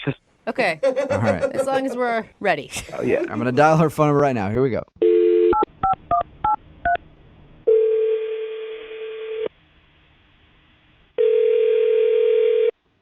Hello. Hi, is this Deanna? Yes. Who's this? Deanna, how are you? This is Jubal from Brooke and Jubal in the morning. Hi. Hi. Are you familiar with the show? So which show? The radio show. I don't know what you mean. What are you talking about? Brooke and Jubal in the morning. It's a radio show. You're not familiar with it at all? No. Okay. Well, I'm calling because you recently went on a date with somebody who does listen to the show. And he emailed us because he says that you're not calling him back after your date, and he wanted us to see if we could find out why. Who is the he? His name is Anthony. Oh. Yeah, Anthony. You met him at the club the other night? Mm-hmm. You've been texting with him? Well, more like he's been texting with me, so yeah. Okay. Well, Anthony emailed us about you because he thought maybe we could figure out why you don't want to go out with him. No, I'm good. I'm not interested. In him or in telling us why? A little bit of both. Okay. Well, can you tell us anything? Because he's really curious. He thought you guys had a great time. A great time? Uh-huh. Yeah. Wow. He sounds like a really nice guy. Yeah, he's nice. I'm not going to say he's not nice, but great time is pushing it a little bit. Would it be a bad time? Did you have a bad time with him? I don't really want to categorize it as bad. It was weird. Can I just say weird? Yeah. Sure. Can you tell us anything, though? Because honestly, he doesn't remember most of the night. If I was as drunk as he was and I had as many Long Island iced teas as he did, I probably wouldn't remember the night either. So. Was he super obnoxious? Oh, my God. So obnoxious. But didn't you hang out with him, like dance with him all night and go up to the bar and chat and get drinks together? You know, we started in the beginning of the night. We were talking and it was cool. He seemed really nice. But that was before his eyes started going in a million different directions, and he was probably about 4 Long Island iced teas down. So, yeah. He went from cute to like, oh, my God, I can't believe I'm even like standing next to this guy right now. He's so embarrassing. Oh. Did he walk you home? He insisted on walking me home. I did not push for that. Okay, because he told us a little bit about that. He said that he thought you had asked him to walk you home, but he couldn't really remember. Yeah, no, it didn't go like that. I said, I'm going to go. And he said, well, it's a man's job to make sure a lady gets home okay, so I'm going to walk you home. Hey. Well, I couldn't get rid of him. Not going to lie. So I was like, all right, whatever. It's 2 o'clock in the morning. I'm just going to go with it. It's funny because he thought he was walking me home, but it was more like me walking him home. Yeah. So were you the one that put him in a cab? Yeah. Okay. Yeah, he was wondering. He couldn't remember. He thought maybe you did or somebody else did. Yeah, no, it was just him and I. We were walking, and I really saw how drunk he was because he was starting to get emotional, talking about his dog that had passed away that he was close with. And, oh, my God. He was really going in, and I felt bad. It was getting deep. Okay, so you just want us to tell him that he was annoying and drunk, and that's why you don't want to go out with him. And can you also tell him this? It is not okay to try to exchange your date for Taco Bell. What? That it's not okay. What are you talking about? And two, it's not? No, it's Jubal. Yeah. Well, we were walking home after the club. We saw a bunch of kids with Taco Bell, and he whipped out $10 and offered to give it to them for the Taco Bell. Okay. They said no. He whipped out 20. They said no. So then he turned and looked at me, looked at them, and said, well, what about if you just take her in exchange for the Taco Bell? You can have her. Like you're some object that can be traded for Taco Bell burritos? Oh, now I'm pissed. Yeah, I was not okay with that. What did the kids say? They laughed and they walked away, and he just was like, I'm so hungry. Oh, my God. I would have been irate. As drunk as he was, I'm like, seriously, man, you're going to, like, give me up for fast food? No, this is not. And at that point, I was like, okay, time to call an Uber. And that was it. Okay. Good for you. And that's when you put him in the cab. Mm-hmm. All right. Well, I bet you he'd be pretty interested to learn all that. I don't think he remembers any of that because he's on the other line listening to this conversation and wants to talk to you. Are you serious right now? Yeah, it's good to hear from you again. Good to hear from me. Did you not just hear, like, my entire story that I just told? Hello? You know what you did? Well, it was just nice to hear your voice again. Oh, my God. You got to be kidding me.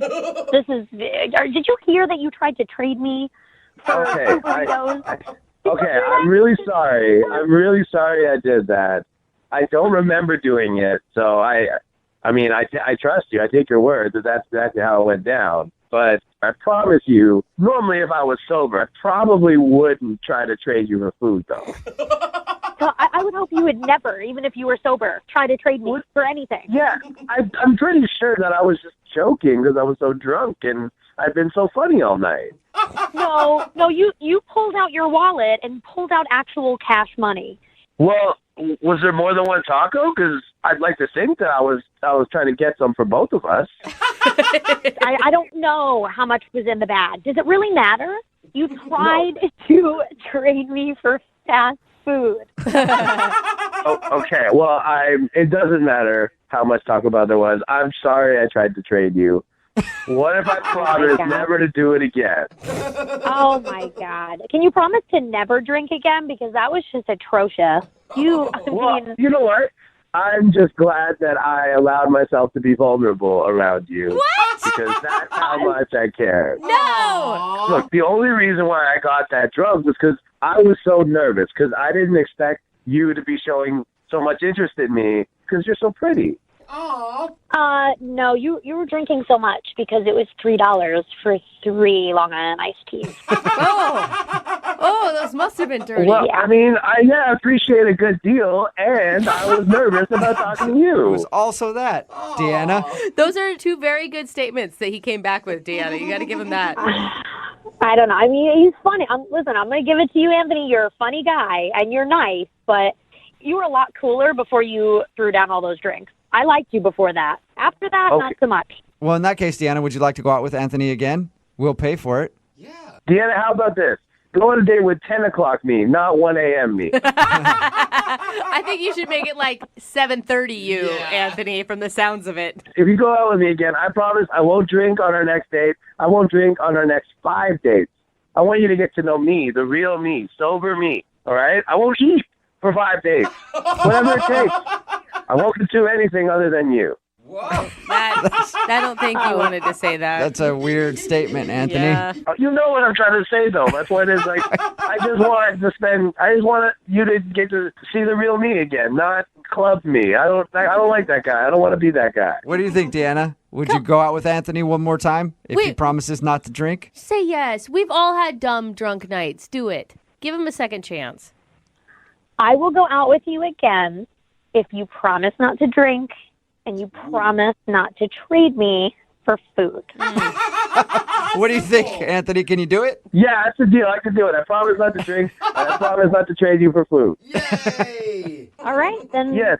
let's do it. All right, Sure. well, congratulations, Anthony. You got your second date. Yeah, thank you guys. Don't screw it up. Yeah. I'm so excited I'm going to celebrate. Who wants to drink? No, nobody. Not you.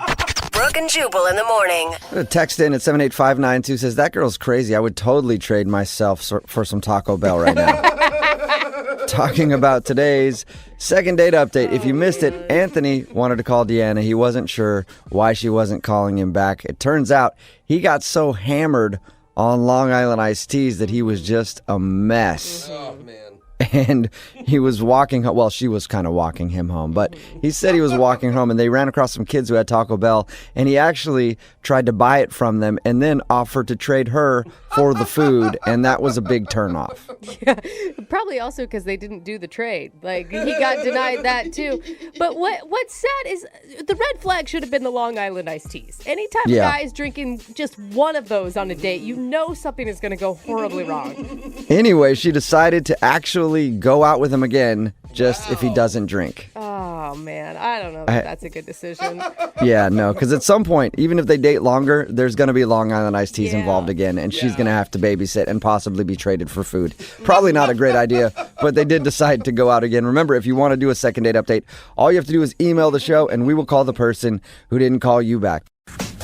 We've been doing these second date updates for a while now, and we've heard a lot of creative excuses to get out of a date.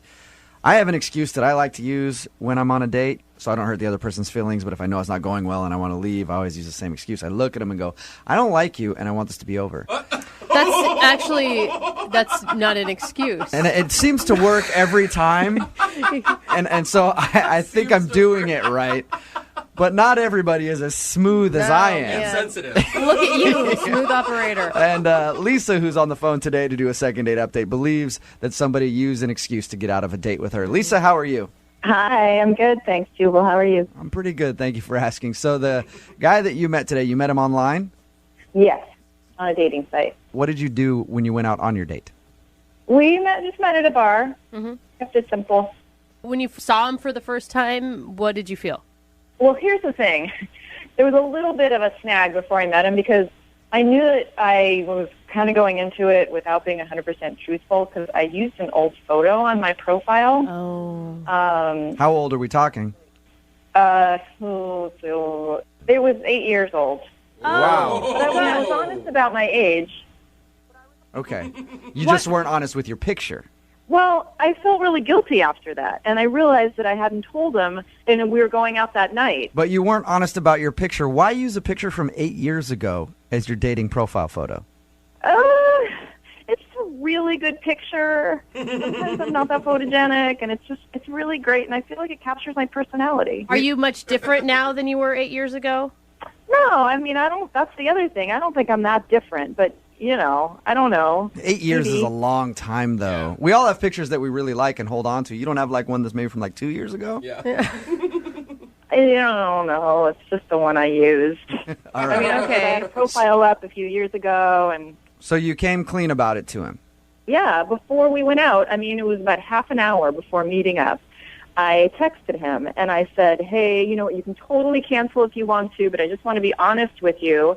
The photo I used is 8 years old. Did he ask for an updated picture to send to him or anything? No, because it was right before. It was literally half an hour before we were meeting. He texted back. He's like, "Hey, don't worry about it. It's totally okay." Yeah, because he was actually driving to the destination. Like, why couldn't? You should have probably.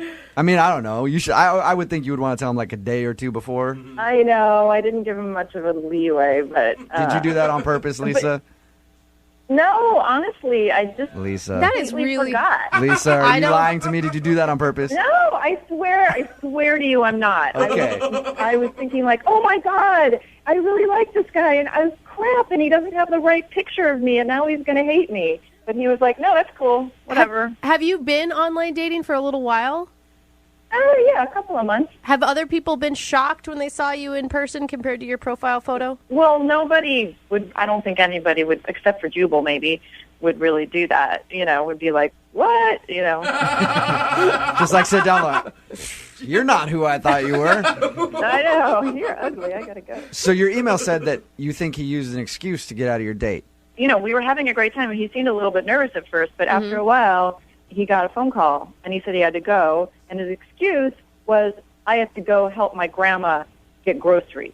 No. What? Yeah, it's totally lame, right? Yes. Yeah, that definitely sounds like a made-up excuse. What did you say to him? Well, what could I say? It was just like, okay, I was a good sport about it, but I don't know, maybe it is true, but it sounds lame. Yeah, what if his grandma really does need groceries, and you're like, I don't care, let her starve. You stay here. Anyway, it's been over a week, and I haven't heard from him, and I'm really hoping it's not the picture thing. I guess I didn't ask you how the actual date went. Was everything enjoyable? I thought it was good. Like I said, he seemed a little nervous at first. Maybe it's because he was like, oh, my God, what's she going to look like? But yeah. No, it seemed normal and cool. And, there's always a little bit of adjustment when you're like, oh, hi, here's the real you. But I thought we were connecting. So no awkward moments where you think that he got turned off, and he didn't seem to be turned off by the fact that your picture was 8 years younger than you actually are. Well, I don't know. Maybe that is what happened. Okay. Like I said, people don't show up and be like, oh, you're not as attractive as I thought you were going to be. They just, right? You're kind of polite. I think we can all agree that we're pretty sure that his grandma needs help with her groceries as an excuse to get out of the date. Yeah, I think it is. Well, we're going to play a song, come back, call him, and get your second date update, all right? Great, thanks. You're welcome. Hang on. Moving 92.5. Brooke and Jubal in the mornings. Second date update. If you're just tuning in for the second date update, Lisa is on the phone, and she wants to call a guy named Nick. They met online. Her picture that she uses online is actually 8 years old. So she thinks that might be part of the problem. But she did come clean right before their date and said, hey, just so you know, when I show up, I'm going to look 8 years older. He seemed to not have a problem with that, but she does think that he used an excuse to get out of the date because at some point he got a phone call and then said his grandma needs help with her groceries, so he had to leave. Right. And she hasn't heard anything from him since. Lisa, you know what I think your problem is? What? I think you need to start dating men.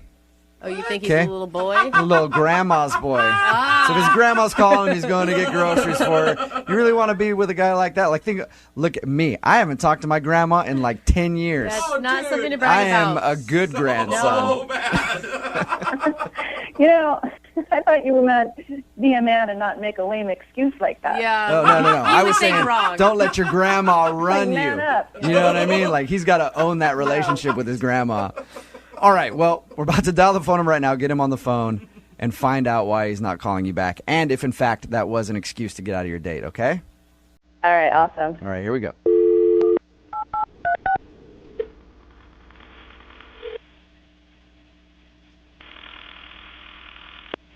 Hello? Hey, can I speak to Nick, please? Yeah, this is me. Hey, Nick, how are you? This is Jubal from Brooke and Jubal in the Morning. From what? Jubal from Brooke and Jubal in the Morning, the radio show. Okay. Well, what do I got to say? What do I got to do? You don't have to say or do anything. I just have a few questions for you about a date you recently went on. Okay. Here's how it works. One of our listeners emailed us to call you. You recently went out with a girl named Lisa, okay? Right. And Lisa is wondering why you're not calling her back. Okay. So, what do I just tell you? What happened, or? That would be the goal. If you just want to straight up just tell me, that'd be awesome. Yeah, I don't know what to tell you. I mean, it just didn't work out. Well, is there a specific reason? Not too much. I mean, there was way too much hesitation. There's definitely a reason. Well, no, I mean, she just, listen, when you go out with somebody, have something in mind, and if they're not it, then you move on. I like how your voice just gets higher. I'm just saying, I mean, not everybody's for everybody. Why waste time if they're not for you? That's all. Nick, let me ask you a question. She told us that she had a profile picture on the dating website that was 8 years younger than she is. Does she look a lot different now, and is that why you don't want to call her back? I wouldn't say a lot different, but somewhat different. Like different enough to where you found her unattractive when you saw her? I don't know. I wouldn't say unattractive, but it's just I'm just particular, and she wasn't my type exactly. So I'm just looking for Miss Perfect, and she wasn't it. That's all. Miss Perfect. What is Miss Perfect? Isn't that what everybody wants? Miss Perfect for them, I want Miss Willing. That's what I'm usually going for. Or Miss Damaged Goods. Or just Miss has a heartbeat. Yeah.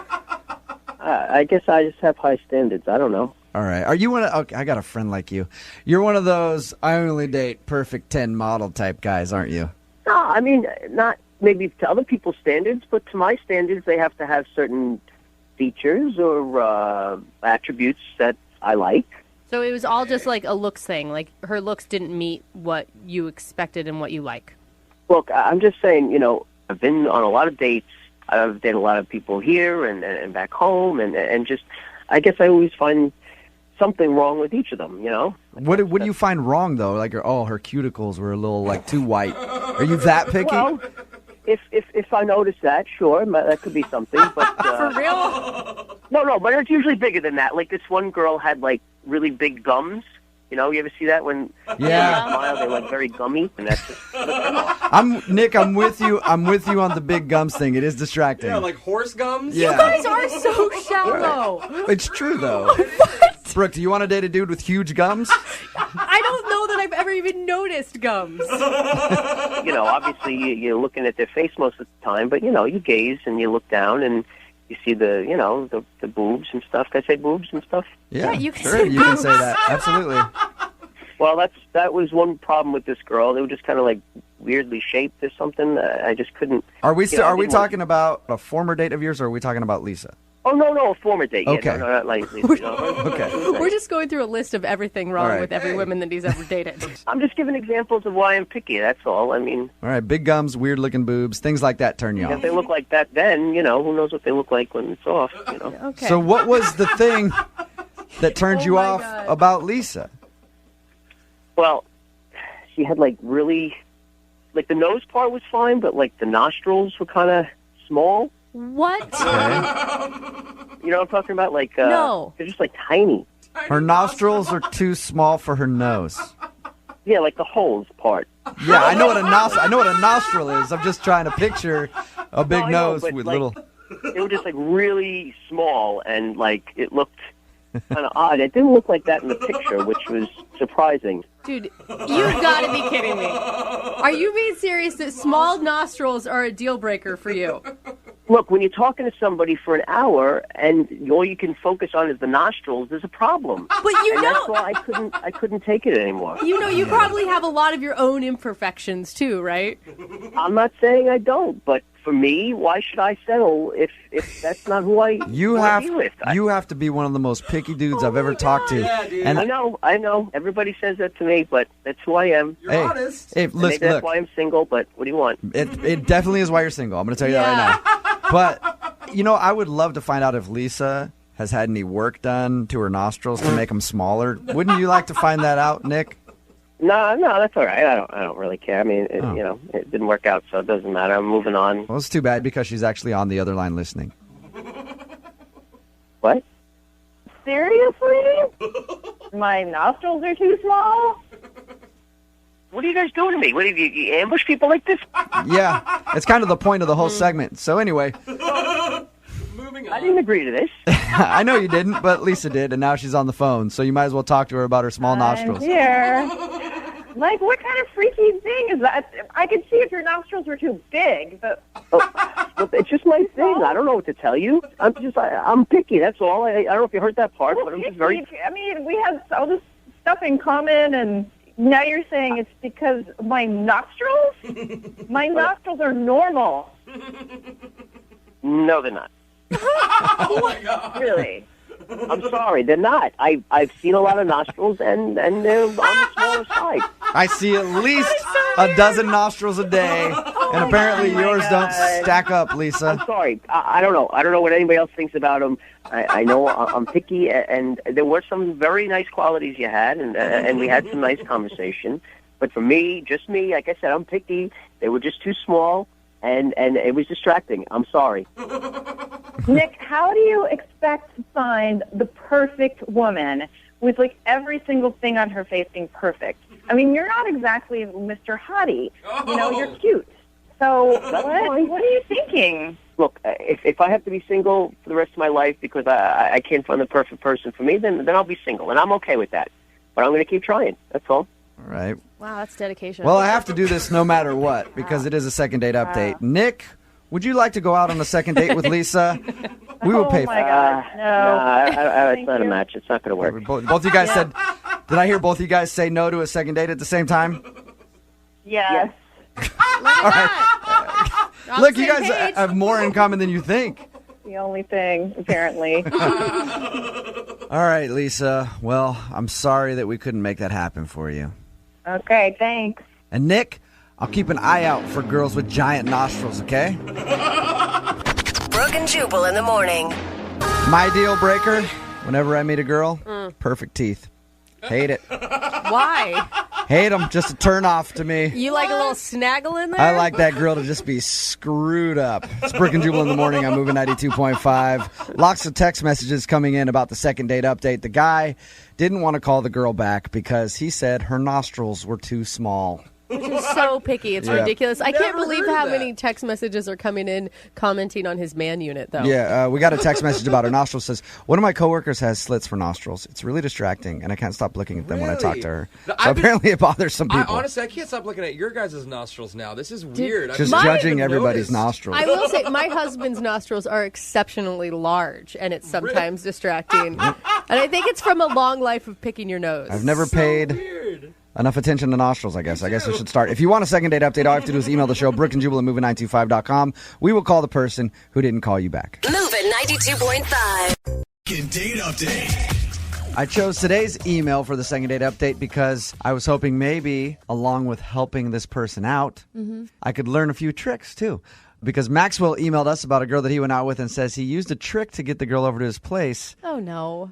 And it worked, but he's worried she found out what he was up to, and that's why she's not calling back. So, Dude, why do we have to use tricks and dates? I'm Come on, guys. honestly imagining a magician right now, so I don't know what you guys are talking about. Maxwell's on the phone with us. Maxwell, what's up, man? Hey, man, how you doing, bro? Good. So your email said that you met a girl at a comedy club. Yeah, man. I was standing in line with a bunch of buddies, and I happened to spot this beautiful-looking woman. I mean, she was gorgeous. She had the big breasts and nice eyes, you know? Yeah. I like how big breasts are the first thing that come out of your mouth. So you approached her, it sounds like.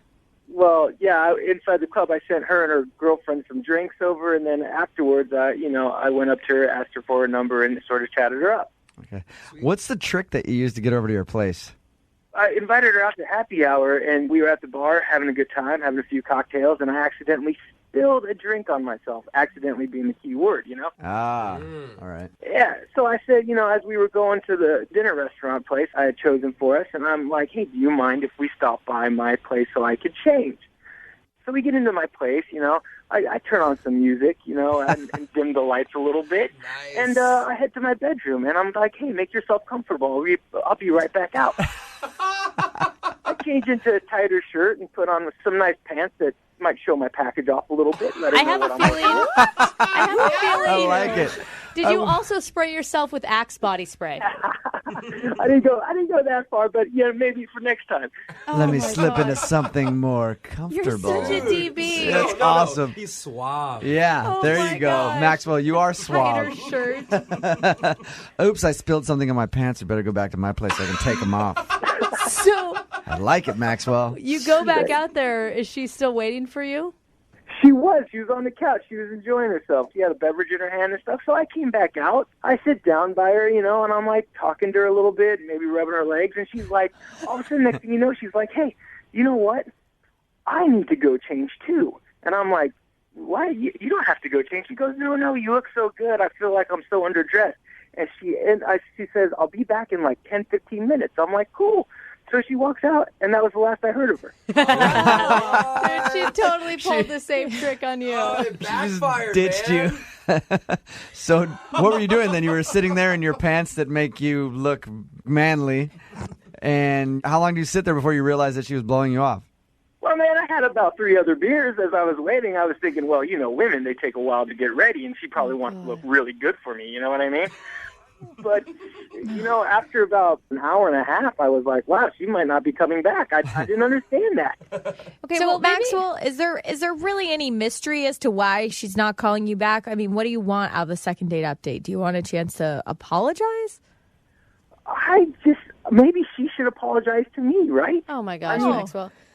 Maxwell, does it ever cross your mind that maybe instead of pulling out these tricks and putting on pants that make you look like John Hamm, that you should just act like yourself?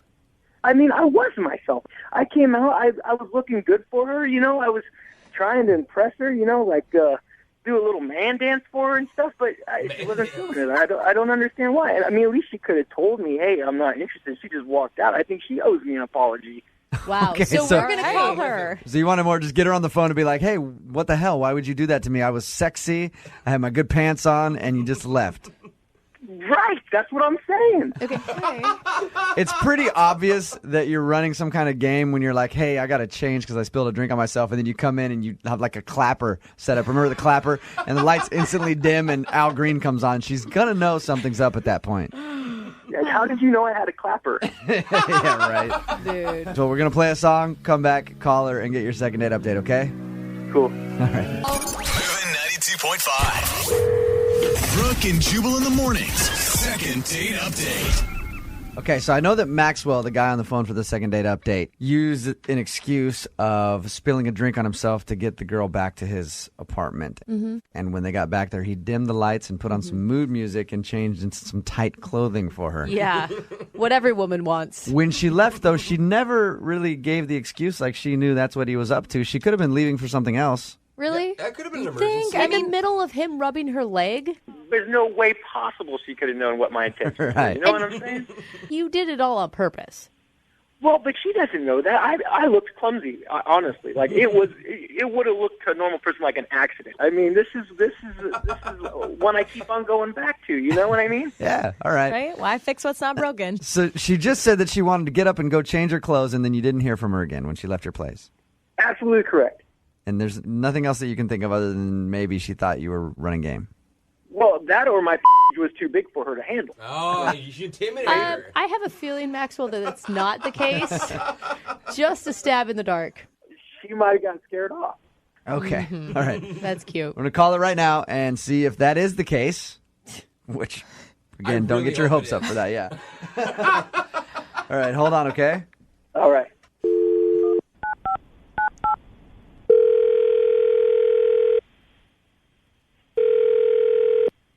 Hello? Hi, can I speak to Lee, please? This is she. Hey, how are you? This is Jubal from Brooke and Jubal in the morning. I'm moving 92.5. Oh, okay. Hi. How are you? I'm doing good. How are you? I'm good. I wanted to call you to talk about a mutual friend that we have. Okay. It's a guy named Maxwell. You remember Maxwell? Yeah, I do. You're friends with him? Yeah, it's a good buddy of mine. Question. I know that you went on a date with Maxwell, and when you guys were at his place, you sort of took off in the middle and said you were going to change clothes and then never called him back. So wanted to call you and ask you what the deal is.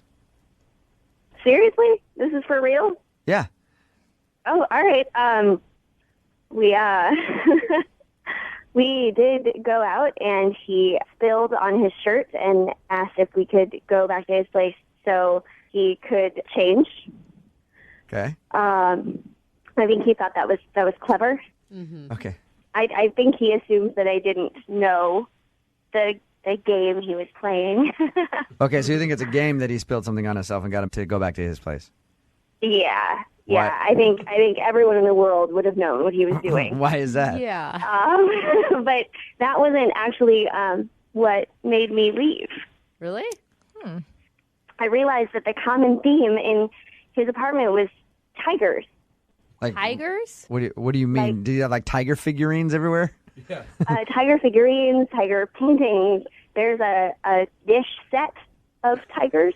Oh, nice. And So by the time he came out with his new, very tight clothes on, his shirt showed off this gigantic tiger tattoo. Oh, wow. Sweet. So the tigers were a turnoff? Yeah, I asked him about it because, I thought maybe there was something more to it that I just didn't know. And his response was literally, dude, I'm obsessed with tigers. I mean, my bros even call me Tiger.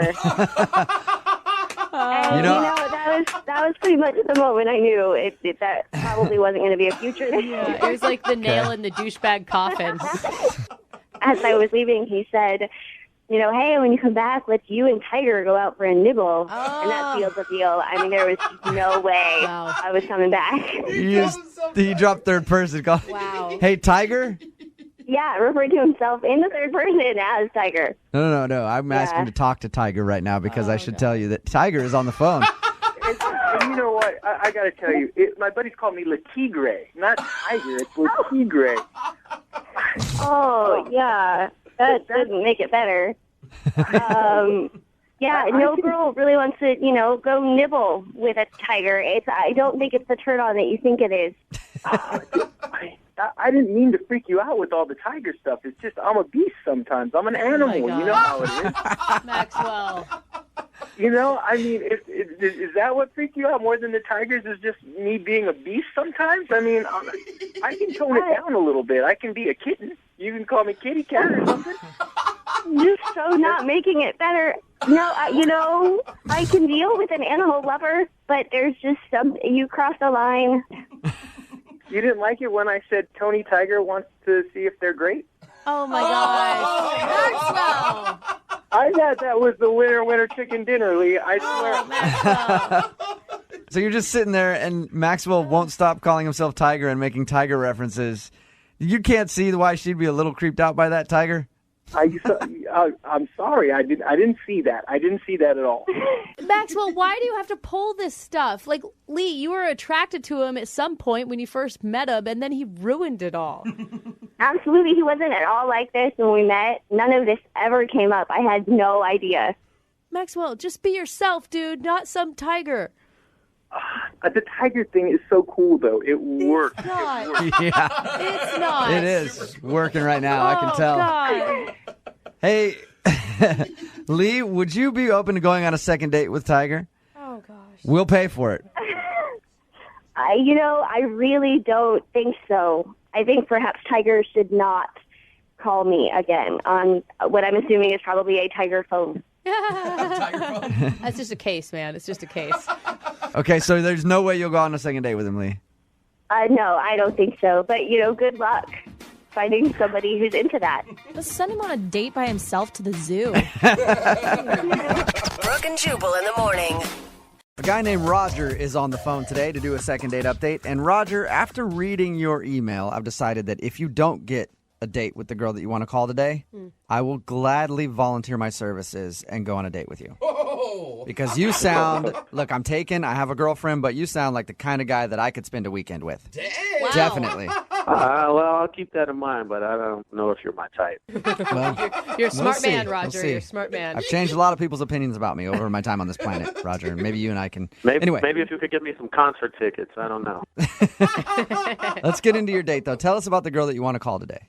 Well, her name's Monica. I met her a couple weeks ago. I was out at a cocktail bar with one of my friends, and we were drinking, and he had to leave early. Mm-hmm. But I saw that the cocktail waitress, she was smoking hot. So, I decided to stay for a little bit, have a couple of drinks, over tip, get her attention. Yeah, because I'm sure she never gets that ever as a hot cocktail waitress. You never know. Yeah. So we started having, the best conversation ever. We started talking about sitcoms that we wish would come back on television. Oh, that's a good icebreaker. Yeah, it was amazing. I hope they remake Golden Girls, because that was, one of my favorite shows. I'd love to see a remake of Golden Girls. Yes, Blanche was so hot. All right, do we need to do the second date update, or can we just have this conversation now? No, we'll stay focused. All right. All right. Yeah, you're going to have a hard time doing that, Roger, but Way to luck. be boring, Roger. Yeah. Yeah, but no, we had a great time. It was an amazing conversation. We actually closed down the place. Like, I stayed with her to closing, yeah. Well, okay, so how long did you stay? Because I've been in the situation where you're having drinks with a friend, they leave, and then you hang out at the bar for a little while, make friends with the staff. But there gets to be a point where it's an okay amount of time for you to be there by yourself, and then there's a point where you've been there way too long, and now you're the creepy dude. No, it was only like 2 hours. I wasn't there till the sun rose or anything like that. It was just 2 hours. And was this your date, or did you ask her out on a real date after this? Well, we just met. Like, this was open and gamut. But, the conversation was going well. We were joking around. So I asked her out on a real date. Okay. And what'd you guys do for your date? We didn't get to go out on a date. She wouldn't go on that date with me. Why? Was she busy or something? She didn't feel comfortable with the date suggestion I came up with. I suggested somewhat of an extravagant date. Like what, like a helicopter ride? No. I had a little bit to drink, so I probably shouldn't have asked this, but I asked her to take a trip with me to the Mediterranean. What? Wait, did you just say Mediterranean for a first date? Yeah, absolutely. Oh my God. And that's why I was saying that if you can't go out with her on a second date, I will gladly go to the Mediterranean with you. Gold digger. There's no shame in my game. There's no shame in mine either. That's why I asked. You never know until you ask. So wait, did you already have a trip planned and you were going solo and you needed a partner, or were you just going to go buy tickets on a whim for both of you? Tickets on the whim, It's nothing like spontaneity. Wow. And did she say no to that, or did she think about it? At first, she thought I was joking, but I was serious. So if she would have said yes, you would have literally bought tickets to the Mediterranean and taken her on vacation with you. Absolutely. We'll be on the beach in Malta right now. Wow. You honestly think it's a good idea for a woman who just met a stranger at a bar to agree to go halfway across the world alone with him? I don't see a problem in it. No. Well, what should I do? Take her on the first date and invite her out for beers? Every guy does that. Yeah, I don't know. It's definitely a way to set yourself apart. Yeah. So she obviously said no to that. Yeah, she said no. Yeah, she said no, and I haven't heard or spoken to her since. She hasn't returned my texts or my voicemails or anything. Oh, weird. I would be totally freaked out by you. Yeah, but not like ghost him. Yeah, you're moving way too fast, way too quick. If we're talking Mediterranean the first time we meet, it's going to be marriage and babies by the third date. I just believe life is to be lived. I have some family members that left me pretty well off.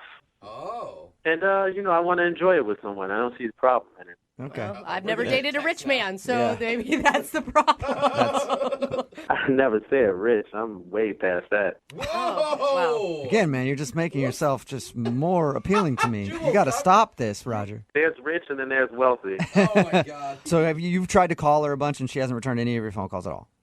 Yeah, and text, nothing. And the only reason you can think of is because you probably scared her off by offering her a trip to the Mediterranean right when you met her. I think it's too much. Everybody loves rainbows, right? But when they see the pot of gold at the end of the rainbow, they get scared. I'm guessing you, being the wealthy man that you are, don't get turned down very often. Absolutely not. But this girl was different, and I want to spoil her and take care of her, and I just need the opportunity. Okay. Well, we'll give you that opportunity. We'll play a song, come back, call her, and get your second date update, okay? If we don't go on the trip, I'm buying the radio station. Congratulations. I would love to work for you. Wow. Absolutely. All right, hang on the phone, man. Okay. Come on. Moving 92.5. Brooke and Jubal in the mornings. Second date update. Right in the middle of a second date update. And if you're just tuning in, Roger is on the phone. And today he wants to call a girl named Monica.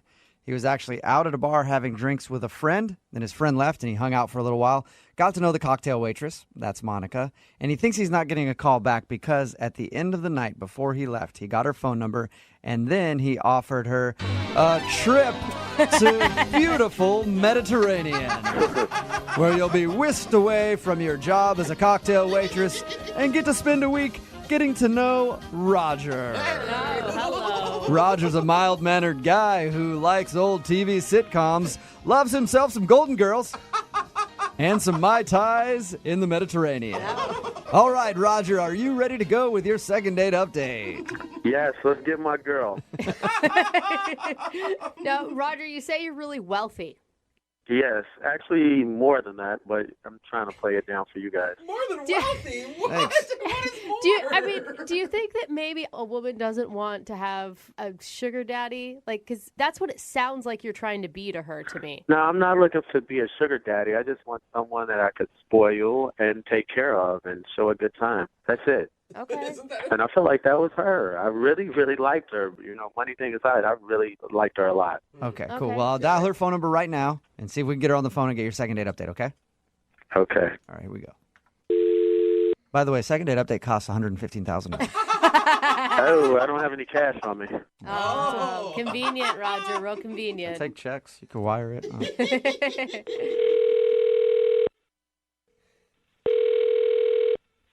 Hello.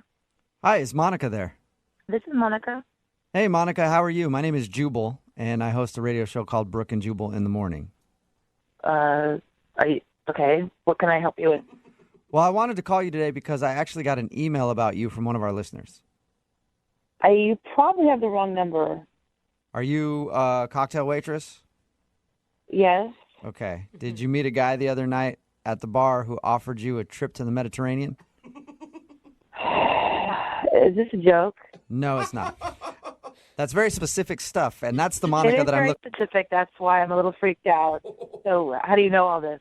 Well, I know all that because we actually talked to that dude. Who are you? Yeah. Jubal from Brooke and Jubal in the Morning. It's a radio show. That statement didn't make it more normal. Yeah, okay, and there's a lot of people there. So, I don't understand what's... pardon me. I don't know. This seems like this is very strange. We do... I'll explain. We do a segment on our show called the Second Date Update. Okay. It's where if you go out on a date with somebody and then don't call them after, they email us to see if we can get you on the phone and find out what happened. Oh, it's fabulous. Okay. Now, you didn't technically go out on a date with this guy. His name's Roger. Did you know that? Yes, I know who you're talking about. Okay, you didn't technically go on a date with him, but he told us about how he met you that evening when you were working, and he really liked you, and he thinks he kind of screwed it up at the end because he offered to take you to the Mediterranean right after you guys met. That is true. So he called you guys? Yes, he emailed us actually to see if that's the reason you didn't like him. And you don't think that's weird? Oh my God, I told him that it was totally crazy and that I would never recommend any single woman going overseas with a man that they don't know. Yeah, and also it's crazy to call a radio station to call me or email a radio station to call me. That's weird too. Well, we've been doing this segment for a while now. I know it's kind of weird to get a call out of the blue from a radio station, but he really liked you though. Did you actually like him when you were talking to him before the whole Mediterranean thing? I mean, we got along great. He was very handsome and, very nice. But, I mean, it's a bar. I'm working, and you meet a lot of nice people that say outlandish things. When he said Mediterranean, I thought, falafels, but he actually meant the Mediterranean. Yeah, what did you think when he brought that up after he met you? Did you think that he was joking? Of course. I mean, I think he probably asked everybody to go to the Mediterranean. It just seemed weird. According to him, he doesn't ask everybody to go to the Mediterranean. It was just you he wanted to take there. Yeah, you guys believe him too? Of course he would say that to you. I don't know him more than you do, but he sounded sincere to me. He cannot be serious. I mean, he just met me. It's a very expensive trip. Well, Monica, I know how to tell if he is serious because he's actually on the other line listening and wants to talk to you. Oh, my God. Hey, Roger? Yeah, I'm here. Yeah. Oh, my God. Hi, Monica. How are you? I'm shocked. I'm sorry for the shock. I know it might be a bit much for you, and I do apologize. Maybe I shouldn't have said the Mediterranean. Maybe I should have said Miami or the Caribbean or someplace like that, someplace closer. I don't think that was the problem. No, that was weird to even invite me on a trip at all. You should have said just like dinner. Yeah. Okay, we could do dinner. We could just go to the Mediterranean, have dinner, and come back. Come on. All right, I apologize. Am I coming on too strong again?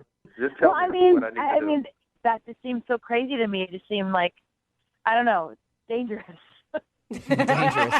That's the word I would have used too, Monica. Dangerous in what way? Do tell. Go with somebody I just met to the Mediterranean. I mean, what's dangerous about that? That doesn't seem odd to you? Listen, I apologize. I know you don't know me that well, but I'm a man of means, and that's just something that's normal for me to do. Take a trip, go here, go there. No big thing. But I think you're a very special girl, and I want to show you that. Wow. I appreciate that, and I mean I'm not in any position to just take off and I'm happy for you that you can do that. It just seems. Listen, if there's a problem about taking off from work, I could buy the restaurant and give you all the days off you need. Oh my God. That sounds crazy. Doesn't that sound crazy? Yes, but there's part of me that wants to tell you, go, and there's another part of me that wants to say, Roger, you can't just buy women. That's not how it works. I'm not trying to buy love. I'm trying to buy a restaurant. Two totally different things. Monica, you got to give it to Roger. He's at least funny. Yeah. He's very funny. That's why we talked so long that night. All right, well, I propose a compromise. Let's go out on a date. I would, but it seems you seem very extreme. And Wait, hold on. You haven't heard my whole entire offer. We won't fly or go anywhere. 1. And 2, if you like the date or not, or we'll see each other again afterwards or not, I'll give you a car. Any car you want. What? Oh, my God. No way! What? No, Roger. Yeah, and if you think it's a joke, I'll put the car in your name. Oh, my God. Do no not way. You can't take that. She'd feel forever indebted to you. That's not a way to start a healthy relationship. Well, what's a good way to start a healthy relationship? Get drunk and hook up in the back of a car? There's other options. Listen, I'll show up to the date in your new car with a ribbon and bow around it, and if you don't like me, I'll have my chauffeur pick me up and take me home. Oh, my God. That is quite the offer. There is no way you're serious right now. I'm totally serious. I'll send the deed to the radio station. They can see that it's in your name, and I'll send the title of me to the radio station. They can verify it. And if you like or don't like me, the car is yours, no matter what. So you're offering her a car for a date? Not just a car, any car she wants. Oh, my Oh, God. man. Get a Okay. Bentley. I'm excited. I don't even know what to say. I mean, Well, you should say yes. That's what I think. But Monica, would you go on a second date with Roger? We'll pay for dinner. We don't need to. It sounds so lame now, but Roger's offering you a car if you'll go out with him. I don't know. This is the craziest thing that has ever happened to me. Exactly. So you might as well jump on this front train. It gets better and better. This is just the start. Yeah. So, I don't. What are you going to buy her next? A private jet? Listen, make your next move your best move. what do you think, Monica? He is offering me a car, any car that I want, just to go on one date with him. Yeah, that's exactly what it is. Okay, Monica, it's one date. I don't know. One date and a new car. And not only a new car, I'll fill up the gas tank. And that's really expensive. I think you're going down a slippery slope if you do it. If you say yes, it sounds so good, but I don't think so. A slippery slope made of money, baby. Come on. Stop trying to throw a monkey wrench in everything. Oh my gosh. What do I do? I don't know. You have to decide for yourself. I think curiosity has gotten the best of me. I'm going to say yes. Yes. Oh, no. Successful second date. Oh, my God. Congratulations, Roger. Thank you very much. Yeah, and Monica, even more congratulations to you. We don't get a lot of people saying yes to the second dates because they're usually weird. I guess what it takes is somebody getting a car in order to make it happen. Just got to make an offer they don't refuse. Yeah. I am freaking out right now that this is actually happening. Well, will you guys keep us updated on what happens, please? Okay. Definitely. And will you send us pictures of your new car? Yeah, I want to ride. Oh my gosh. We'll see. All right. Well, hey, Roger, before we go, I do have a question for you. Yes. Do you need any friends? You're so thirsty. You guys are my friends now. Okay. Brooke and Jubal in the morning. See, I told you.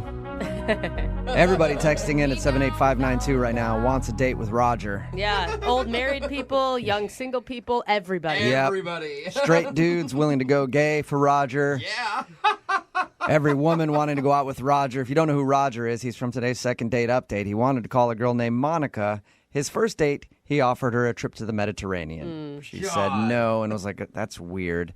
We talked to Roger. I guess he's very, very wealthy. Yeah, he lets you know Yeah. a he has lot. no shame in telling you how much Yeah. money he has. And he got a second date, which doesn't happen a lot in the second date updates. But he got the second date by saying, here, if you go out with me again, I will show up to the date in a brand new car. You can have the car. Even if we don't go out again, the car is yours. So he bought her a new car to go out on a second date, and She said yes, which I think is good. How much when a Betty shows up in like an old beater? Like, Exactly. Just buys her a nasty old truck. Yeah, he's like, we gotta Or push he it to just start. But. he does like some zero, interest or zero down, and then she has to take over all the Like payments. take over the payments, or something. For the next 45 years, Yeah. she's paying on a car. I got you a new car. I mean, I didn't pay for it or Anyway, anything, but we'll try to keep you updated on this date situation because it's very, very interesting. Remember, if you want a second date update, all you have to do is email the show, and we will call the person who didn't call you back. We don't promise a free car, though, with it, okay?